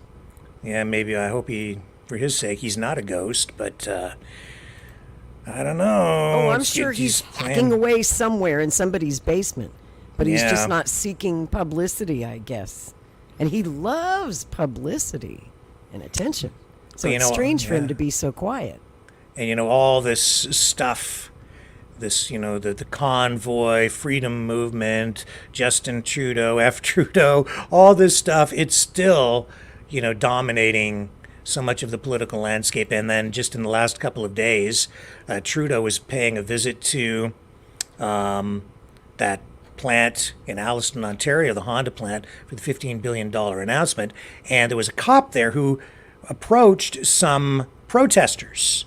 And now the cop is, he's under scrutiny. I won't say investigation because of public complaints, simply because of his interaction with these protesters on scene. And the reason that some people have raised concerns is they're saying, he gave away sensitive security information on what the Prime Minister was doing because he told them where the Prime Minister's motorcade is going. You can be the judge. Listen to this. He's already here. Do you know where he'll be coming out? He came in this way and then just U'd in, so... Oh, yeah? So you figure he'll probably come back out? Do me a favor? Yeah. I'm on board with you guys. Yeah. But just no profanity. Yeah, this one guy, that's why I'm on a live feed and I can't have the profanity on my live feed. Yeah, he's a little out there, and I wouldn't want my wife and kids to drive by with him yelling all that, and Krista Freeland the slut. Yeah. You know, I want to fucking beat an OPP officer and fuck the OPP, like, easy. No, that's not me. But it's hard. It's hard. I don't even know the guys. It's hard. 6,000 of us employed on the OPP. Yeah. I'm pretty sure that not 6,000 voted for Trudeau. Oh, I'm pretty sure, especially with the catch and release program and officers getting shot for guys that are already out on violent crimes. That's Not ridiculous. too many people are with it's Justin absolutely Trudeau ridiculous. at this point. I don't blame you for profanity. I'll talk to him. Like I said, Yeah, I just don't try to know keep him the myself. profanity but down. I don't. That's kind of why I walked away. Just I don't mind you guys, but we were told that we don't want you on the property. It's private property, and that it will be trespassed. And just keep the profanity down a little bit. We want you guys to you know, protest all you want. Just keep it clean. Yeah. All right, I do the Shelburne protest up in Shelburne, and we've been keeping it clean there for 2 years now. So, all right, thanks for your support. Well, except for the Trudeau flags, but yeah. So yeah, I guess it's okay if it's on a flag, but it's not spoken profanity. It's just on a flag. That's a pretty cool cop right there. Yeah, well, the OPP issued a statement because of public complaints saying that his comments do not reflect the values of the OPP, and they are looking into it. So he's going to face some kind of disciplinary action? It's possible. For that? It's possible. He was totally cool. I thought so too. Upheld the law. Yeah, just extended. Didn't antagonize the protesters. Kept. He was keeping the peace, is what he was exactly. doing. Yeah. I don't see any issues there. Yeah. Why would someone get their underwear in a knot about that? Because we're living in a progressive, left-wing, liberal, woke society. That was a totally cool cop. I thought so. I would much rather deal with that guy than some of the other cops I've dealt with at protests, let me tell you. And the truth is, you don't really know what the truth is. He might not even really believe what he told the guy. He might have just said that to keep everything cool. Yeah. But I Sometimes think they he's, do that. You know, yeah, sure they will. You know, I'm with you guys. I believe in what you believe in. Please just don't kill anybody. Okay? So if you just don't do that, everything's cool. Yeah, just, watch your mouth and don't kill anybody. Seems And I'll be right over there. I'm not going to arrest you or nothing. Watching you. That's right. Be watching you. Keeping an eye on you. But you say the F word once and... Ooh, handcuffs. That's right. Nah, they can't arrest you for having a potty mouth. He was just asking him to, be cool. Yeah. Yeah. Yeah, I thought it was okay. I'm like, That's my kind of cop right there. I thought that was pretty good policing, actually. Absolutely. People should write letters of support and call that jurisdiction and, support that officer. Yeah, that's not a bad idea, actually. Like yeah. For Sure. keeping the peace. Yeah. If they're getting all these complaints from overly sensitive people or whatever, he should get some support too. Yeah. I guess he must not have realized that he was on live. Or maybe he did know and didn't really care. Well, he he didn't think has he was his doing anything wrong. own, little camera. His little camera on. That's true. So he knew he was being recorded and his boss might look at it later. Yeah. But yeah, I just can't imagine what the guy did wrong. He did everything right there. Just showing any kind of understanding of their protest or solidarity with their protest is why people are upset. Yeah. That's crazy. But there you go. I mean, you live in a country where they literally charged an officer for donating $50 to the Freedom Convoy. Can't defend that. Sorry, it's like I love my country, but that's inexcusable. I don't know what to say other than it's wrong. America's pretty fucked up too, but at least I don't think we go that far. I've never heard of an officer here being disciplined for something like that. And It's did you pick up that they have the right to free speech in their own private lives? Yeah, and then I don't know if you were watching earlier, but you're probably aware that Pierre Poilievre, the conservative leader, stopped by that protest, right? Saw that. Okay, so now, of course, the mainstream media, the left-wing media, they're freaking out this. over that Diagolon flag, aren't they? That's right, they sure are. So there he is. Pierre Poilievre meets with far-right extremist group at Nova Scotia-New Brunswick border. And I said this when Gail was on the other night. Yeah, I saw and that. I said, I'm telling you, it's a minefield. It's a setup. It is. I'm telling you. I really wondered if that was a setup, but I think it is. Why would his friends set him up like that? But yeah, it's like he walked right into that. Maybe on purpose, maybe not. It's kind of hard to read it, but you absolutely see I see the political risks. So it's a gamble. It was a gamble for him to even stop. Mm-hmm. Right. And then Diagolon raised the ante by formally endorsing him. That's right. Right? Mm-hmm. Maybe that's probably not an endorsement he wanted. Hasn't he always had kind of a contentious relationship with the Diagolon guys? Mackenzie. Didn't Mackenzie threaten to rape his wife or something? That's correct. Yes. So yeah. I mean, I don't think he's a fan of those guys. No, this is and I don't think they're a fan of him at all. They don't trust him. They think that he's a globalist. He's just the same as Justin Trudeau. They don't think he's going to do anything really about immigration. They think he's just lying, right, to get elected. So why would they endorse him? Because they know that the mainstream media, the left wing, that they think the majority of people will use that to attack him, and it will hurt Poilievre, because who does Diagolon really support? The PPC. Maxime Bernier. They want to push people away. Or the conspiracy theory is that the key figures within Diagolon actually work for the Liberals. I was going to say, they're helping Trudeau when they do that. That's and sure exactly enough, right. There was Trudeau out there criticizing Pierre today. There you go. For the stupid flag, the Diagolon flag. So you whose can. side are they on? So what's the truth? Like, do they really want to endorse? If you took it at face value, it was like, oh, Diagolon is endorsing Poilievre. No, they're not.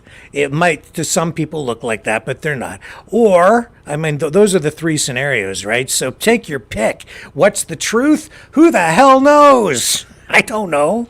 There are some endorsements that, you just don't want in politics. Any group that's radioactive like Diagolon, especially if you're a conservative. I mean, conservatives tend to avoid controversial groups like that. Kind of, but the thing is, here in Canada, the PPC, led by Bernier, who was a leadership contender for the Conservatives, then left to create his own party. So this, I do see the need to repatriate a lot of those people from the PPC and pull them back into the Conservative fold. You're seeing a lot of those people get pulled in anyway. The thing that makes no sense to me is, I think he's already been successful in doing that. Poilievre is already leading in the polls by a long shot.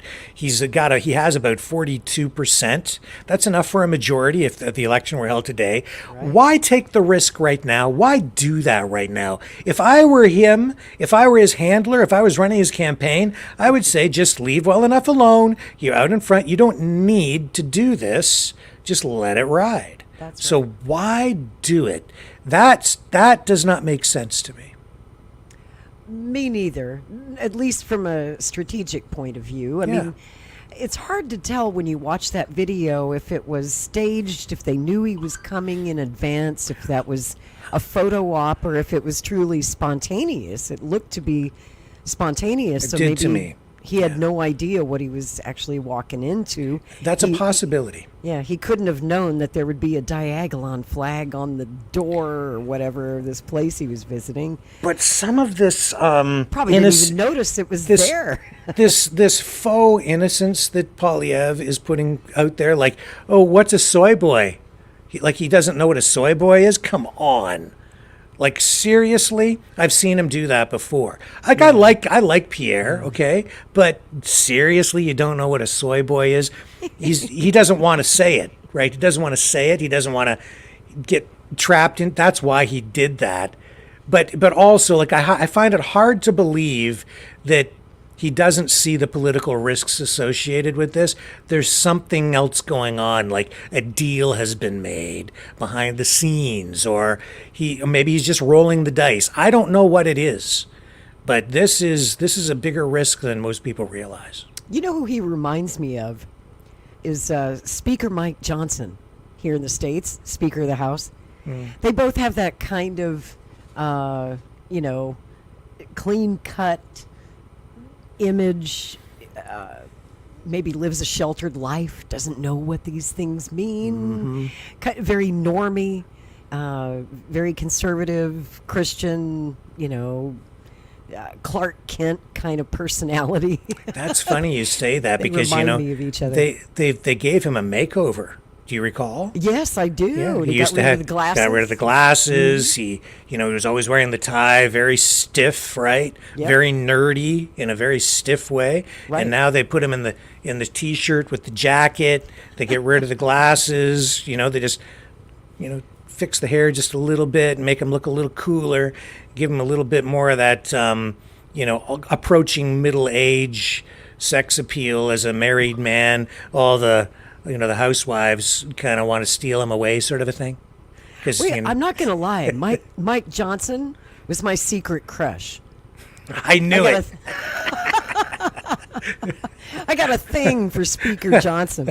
Did you see him getting booed at Columbia University yesterday? Did. Yeah. Man, that press conference was wild. Yeah. I've covered historic, I would say. I've covered press conferences for 35 years of politicians, and I've never seen a press conference like that. That was wild. I mean, if there's time, you could just run the whole thing because it's like 18 minutes or something, but you're on the edge of your seat chewing your nails off the whole time. Do you guys want to see it? Have you seen that? Let's do it because conference? I think that will be that's one of those milestone moments in history, in American history. That's right. That's never like, happened. Like the Kent State, incident. You go down the list. Like that's one of those moments. That's absolutely. right. Do you have it queued up, or do you I need don't have it queued up, but I'm sure we could find it real quick. Yeah. It was his full remarks, I think, were about 18 minutes, but it is not a boring 18 minutes, folks. You've probably seen a clip here or there of him getting booed. He was getting booed the whole time, the whole 18 minutes, and they're chanting and trying to shout him down and booing him, and at the end, if you'll pardon my French, that cop's going to get mad at me because I'm about to swear. Hope I don't get you in trouble. The audience, some guy screamed as Johnson was leaving, said, "Get the fuck off our campus." Dude, I've never seen anything like it. It was absolutely, utterly insane. Even in the ugly discourse that American politics has become these days, you would think, usually when a member of Congress, and there were several members of Congress at this press conference, usually they at least get some perfunctory respect when they go to a college campus. The students will listen to them and not boo them the whole time that they're talking.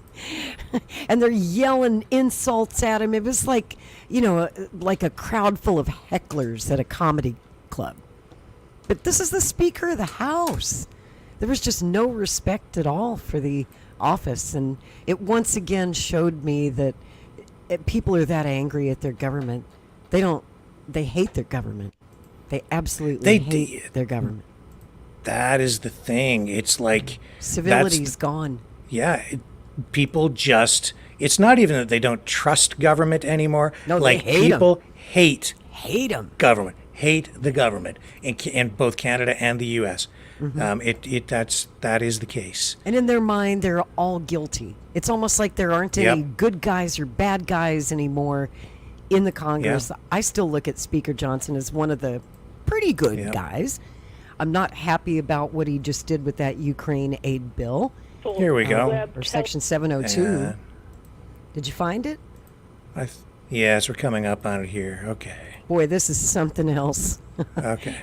You guys are just going to freak out if you haven't seen this.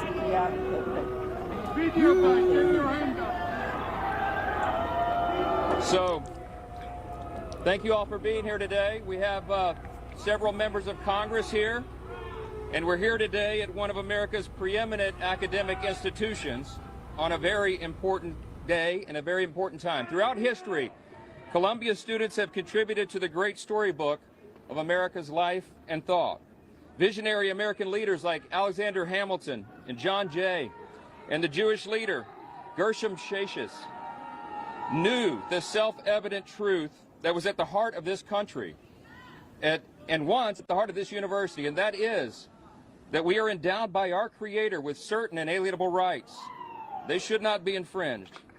The founders and the great leaders who had come through this institution in the past believed in religious liberty. They believed in democracy. They believed in morality and virtue and the dignity of every human person.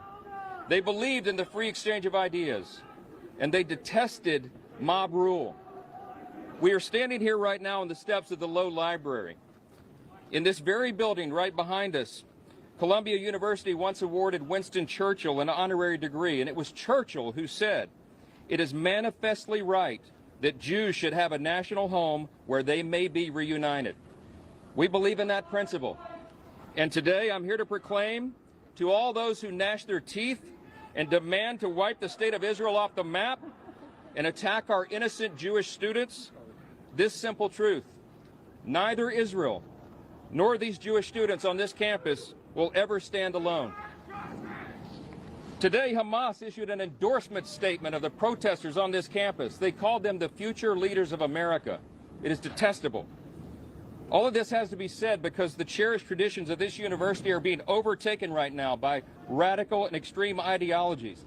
They place a target on the backs of Jewish students in the United States and here on this campus. A growing number of students have chanted in support of terrorists. They have chased down Jewish students.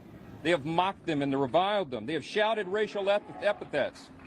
They have screamed at those who bear the Star of David. Enjoy your free speech. They've told Jewish students who wear the Star of David to leave the country. And shamefully, some professors and faculty have joined the mobs. Things have gotten so out of control that the schools canceled in-person classes, and now they've come up with this hybrid model where they will discriminate against Jewish students. They are not allowed to come to class anymore for fear of their lives, and it's detestable. As Columbia has allowed these lawless agitators and radicals to take over, the virus of anti-Semitism is spread across other campuses.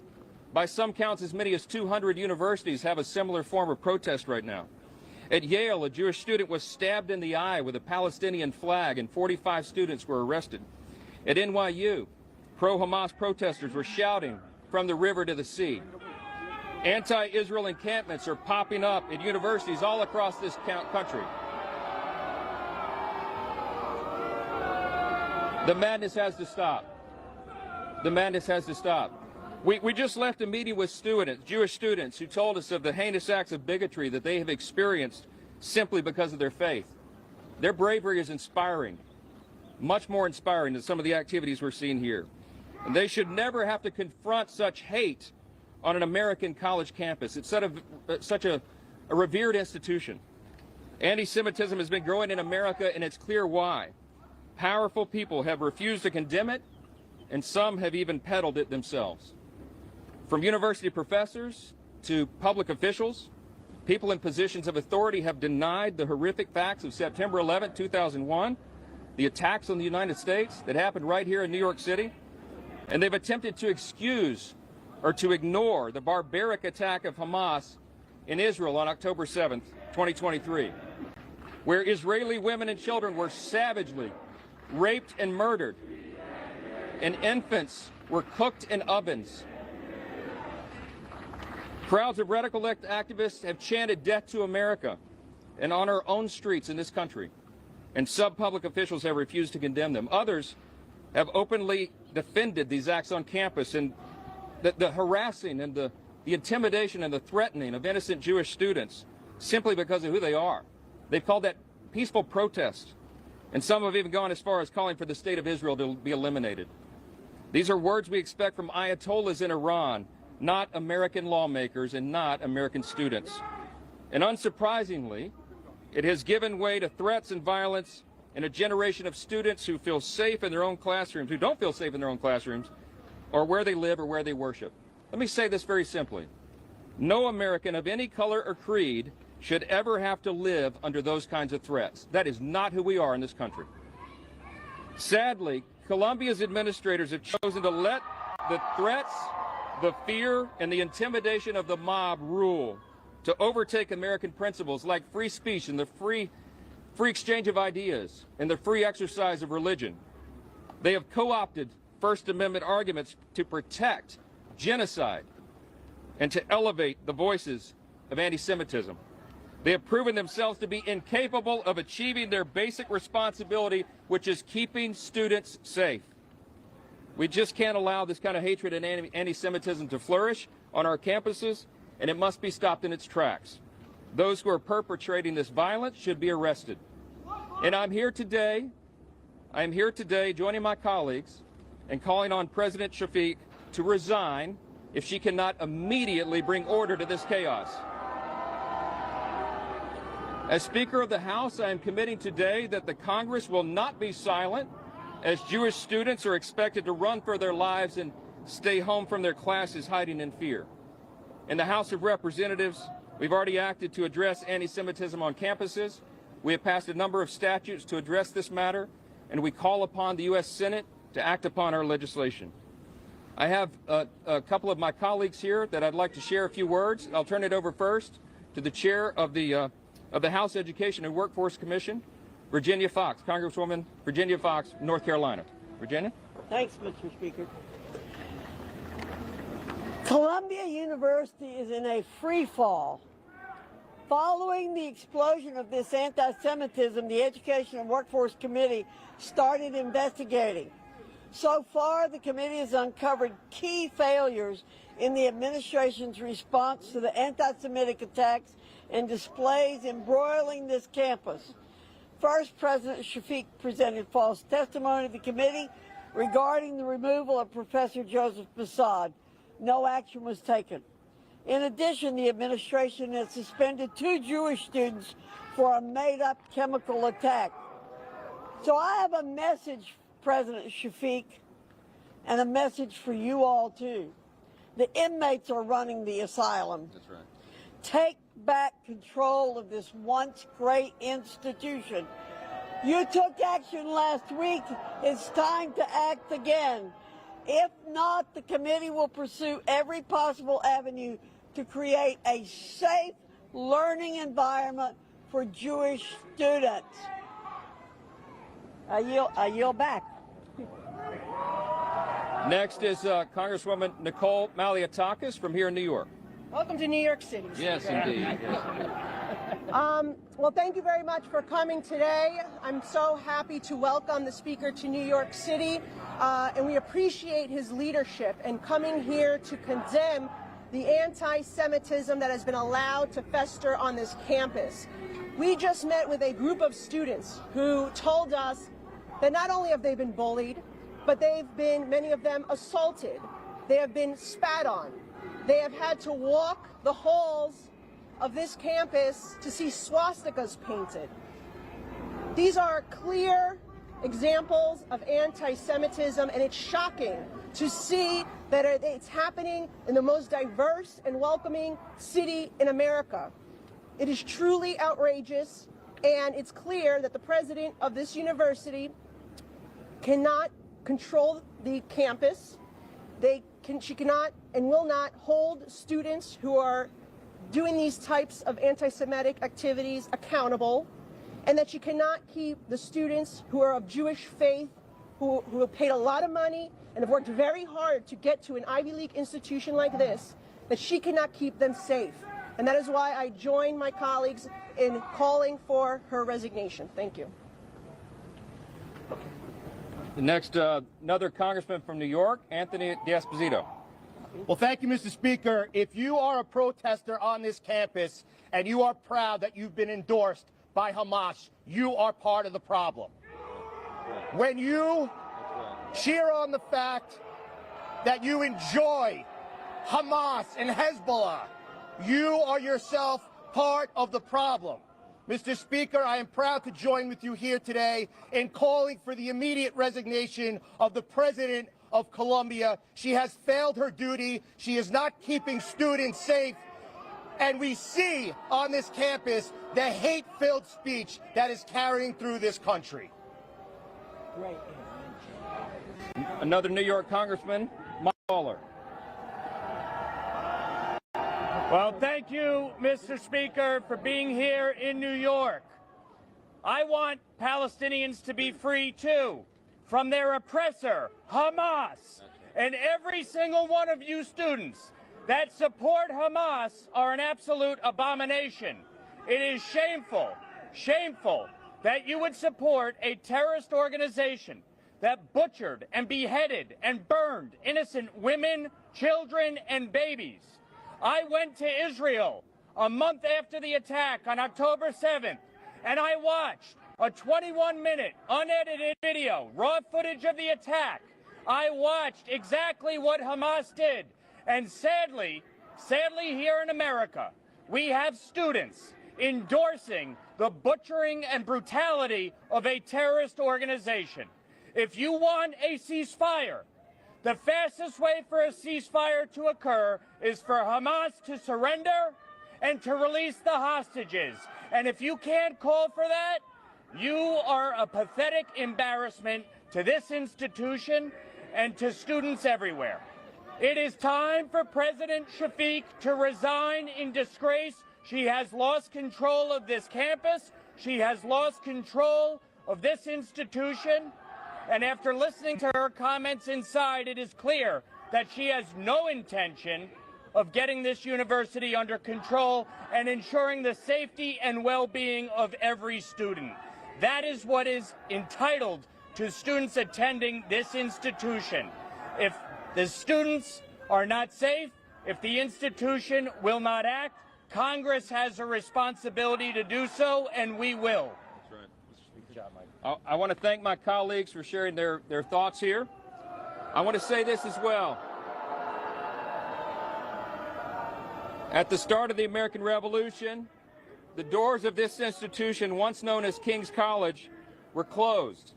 When the war ended, the institution reopened and was renamed Columbia College. It was a shift from the tyranny of the monarchy to the freedom at the heart of the American experiment. And now the forces of hatred and oppression once again are on the march. They've begun to try to close Columbia's doors to a segment of students. To every Jewish student listening to us, no matter where you are around the country, you have my word. The U.S. House of Representatives will do everything in our power to ensure that you are safe, you can freely practice your faith, and you can go to school, just like everybody else. We will punish those who have allowed this violence and bigotry to go unchecked. With that, I'll take a few questions.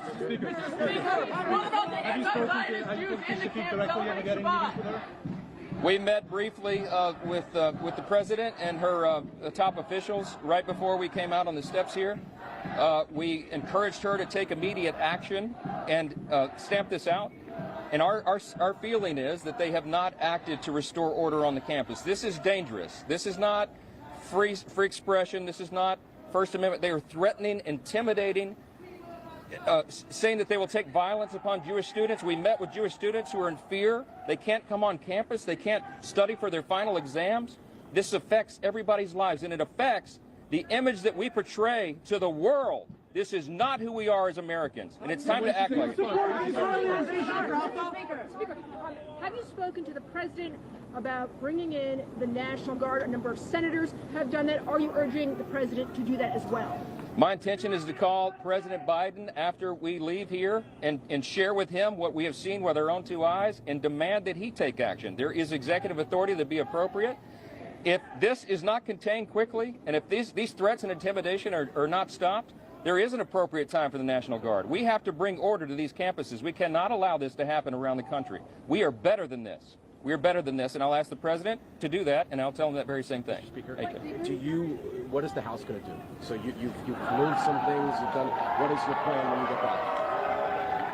The House has been investigating a number of these campuses. There is a nexus to federal funding. if these campuses cannot get control of this problem, they do not deserve taxpayer dollars. That's a very serious issue. You've seen our Education and Workforce Committee having oversight hearings. We have brought the presidents of these universities to Congress to testify under oath, and you've seen accountability begun there. There'll be much more of that. We'll continue to work on legislation to adjust this at the federal level. This Congress, and I genuinely believe there's bipartisan agreement on this, will stand for what is good and what is right. It does not matter who shouts in our faces. We're going to do what is right by America. We respect free speech. We respect diversity of ideas. But there is a way to do that in a lawful manner, and that's not what this is. Mr. Speaker, what do you want them? So there are students, some of the student organizers are part of a group called Jewish Voices for Peace. There are two students who held a press conference yesterday saying that they face more anti-Semitic attacks from Jewish students, from Israeli students, than from the group that is in the encampment. So how do you respond to the fact that they say I'm not sure who the aggressors are, but I will tell you that any of that is inappropriate. It's lawlessness. It's chaos. That is not who we are. We believe in the rule of law. That is one of the foundational principles of America, and it must be maintained. The college campus used to be the place for respectful debate, for the differences of opinion and the free marketplace of ideas to be discussed. That is not what is happening here. You're intimidating and shouting down people you disagree with. You cannot censor and silence viewpoints you disagree with. That is not American. You do not understand what it means to respect the First Amendment. Yes. What is your message to the students inside the encampment right now? My message to the students inside the encampment is go back to class and stop the nonsense.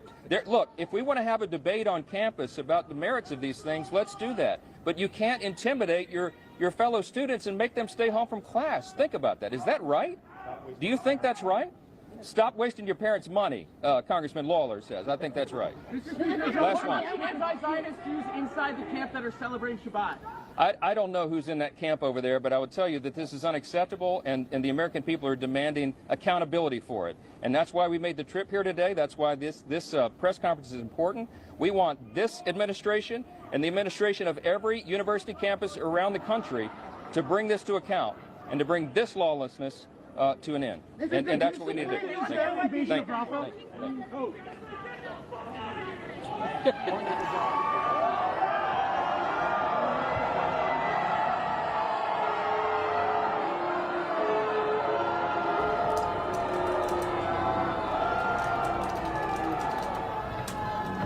Wow. Just wow.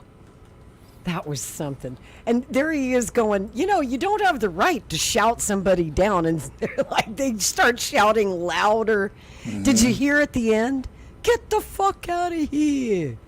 It was so New York. So New York. Get the fuck out of here. Unbelievable.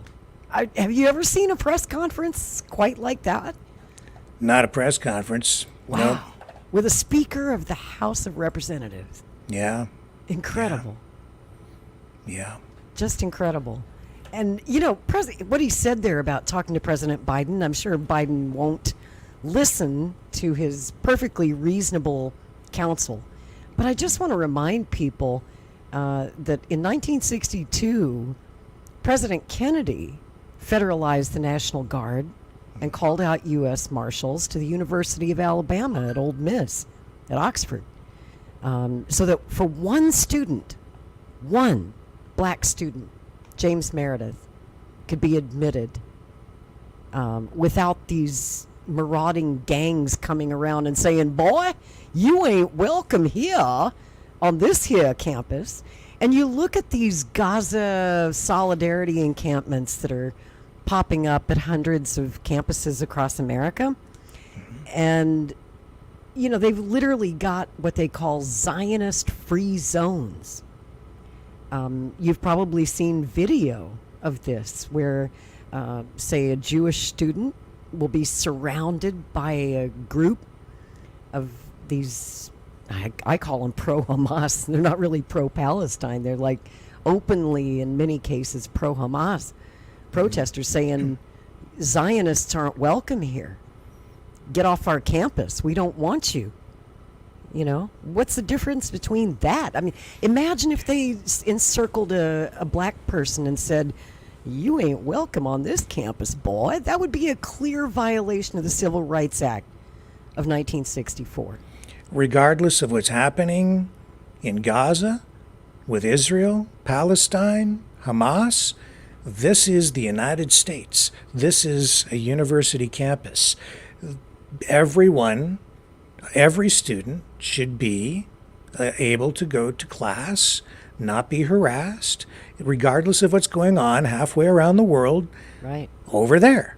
These are issues, sure, they can be explored, you can discuss them, you can debate them, you can even have protests. But what's going on over there doesn't justify, it shouldn't even have any bearing on whether a student, regardless of their religion or their political beliefs or anything else, whether they should be allowed to go to a class.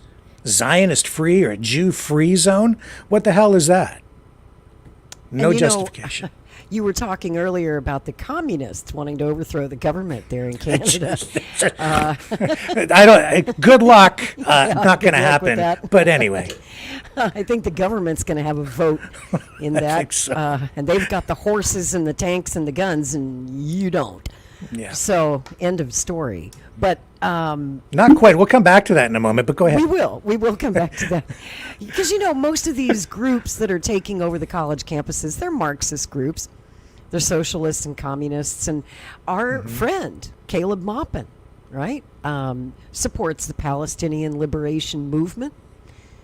He's in New York City, and he's been reporting. I lost my camera there. Not going to run that here. No. Not tonight. No. We don't want to run that. Okay. But Caleb messaged me yesterday. You know, he's been covering these protests down at Columbia, and he got himself a wake-up call yesterday because, you know, he's on their side. And yet he found the protesters were hostile even to him. And he's trying to interview them. He's just reporting on the protests for RT, right? Yeah. And he tells them who he's with. I'm with Russia Today. And a group of the protesters started coming to him, getting really aggressive. Like, they literally said, we're going to fuck you up because you're, you know, a Russian fascist or whatever. So he texted me going, there's something not right about these protests. These people don't want to be liked. They're not trying to win hearts and minds. They don't want to talk to the press. They hate us. And it was like a revelation for Caleb. Like, he just realized, you know, these people really hate America. Yeah. I think it was like, oh, well, you think? People in glass houses, Lori, should be careful about the stones they throw too. But that's a whole other conversation for another time, maybe. And we've, you know, so let's just move on from that. Well, I thought before we go, I'll play you a clip here from Robert F. Kennedy Jr. He has a new interview out today with Raymond Arroyo of Fox News. And he asked Kennedy what his thoughts are on these protests on college campuses, if they are protected by the First Amendment or not. Let's have a listen. Regroup to raise the banner for another surprise attack. Oh, I don't see, you know, when you say ceasefire, what are you talking about? Because Hamas doesn't want to stop firing rockets. What would you do about all these protests we're seeing at universities across the country? At the University of Michigan, at Columbia, at NYU, where they're essentially blocking Jewish students from coming to class and occupying public spaces. What would you do if you were president? Well, you know, first of all, I would have to look at each instance because I am a free speech absolutist. If people want to protest, I believe they ought to be able to protest. Now, there's a big difference if you're at a public university, which is government funded, and you're at a private university, because a lot of the private universities have already adopted rules that constrain free speech, which they're allowed to do. It's like a private club can say, don't talk politics in our club. They can do that, or a private home. You can make those rules. And if you're saying you can't make rules that, you know, that, for example, make black people on our campus feel uncomfortable or feel, threatened. If you're saying that, then you have to offer Jews the same protection. You can't. And so I think there's different rules. There's a different set of expectations on those private campuses than on the public. And public campuses, here's what. If you're making somebody feel threatened, you can be prosecuted for that or disciplined. But in terms of just the protests, I wouldn't, I think the protests to me are offensive, but I support the ability of Nazis to protest. And I did when they marched in Skokie in 1978. The ACLU, most liberals said, yeah, what they're saying is appalling, but we have to be willing to die for their right to say it. But they can't block access of kids because of their nationality or race from going to Yeah, school. if you're doing that, exactly what you said, if you're blocking access because of their race, then that's subject to discipline. Let's talk. Your microphone is muted. Sorry. There we go. Unmute yourself. I keep forgetting. I need to hear that you. button. Ugh. Kennedy said there that if you're blocking access because of someone's race, that's obviously, prohibited under the Civil Rights Act. But that also applies to religion. Being a Jew is not a race. It's a religion. People get that confused, but it's actually not necessarily a race. But you can't do that because of someone's religion either. It's sad because that's why people came to America and Canada. Exactly. And now look where we are. Exactly. So we will continue this conversation. I know we're running out of time, but tomorrow night on Strange Bedfellows, we're going to do most of the show. We're going to talk about these protests on college campuses that have been burning up the United States and Canada too for the past 10 days at least. This has been going on, and we'll be talking to. It's going to be amazing. We'll have people representing 4 different countries, maybe even 5, depending on how you look at Ukraine or Crimea, because our friend Kevin Michalitzi, our correspondent in Crimea, will be joining us on Strange Bedfellows. We're going to talk about that $60 billion aid package to Ukraine, something I'm not happy with my crush, Mike Johnson, about. So we'll talk about that. And depending on whether you look at it as Russia or Ukraine, Crimea, it's a little bit of both. So that's 2 countries right there. And then we'll have Naomi Allen over in South Africa. That's 3. And Rick up in Canada. That's 4. And Mr. Canuck right here. Here in the United States. I'll wear my hockey jersey. And so we're going to cover 4 different time zones. It'll be like the middle of the night in South Africa and in Russia. I'm really looking forward to this. It'll be a great show tomorrow night. Good. Yeah, and we'll be back with our regularly scheduled Maverick News program as well. I'll try to start it at 6 p.m. tomorrow night instead of 7. We've been doing it like 7 o'clock more regularly lately. I noticed, but yeah, just a lot of stuff going on around here. So it's just I've needed that extra hour. But we'll try and get things back on track. So well, I look forward to seeing you then, and we'll see you tomorrow night. Mavericks, Rick, thanks for having me on. Nice to see you tonight. Nice to spend Friday night with you. My pleasure. Thank you for the unexpected family. surprise. Yeah. All right.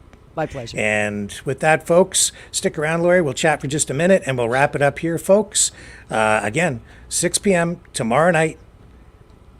And then stick around for Lori's program, Strange Bedfellows, after that. And I need to find the right closer. Where is it? Hang on a sec. There it is. I found it. Catch you tomorrow on the flip side. See you guys.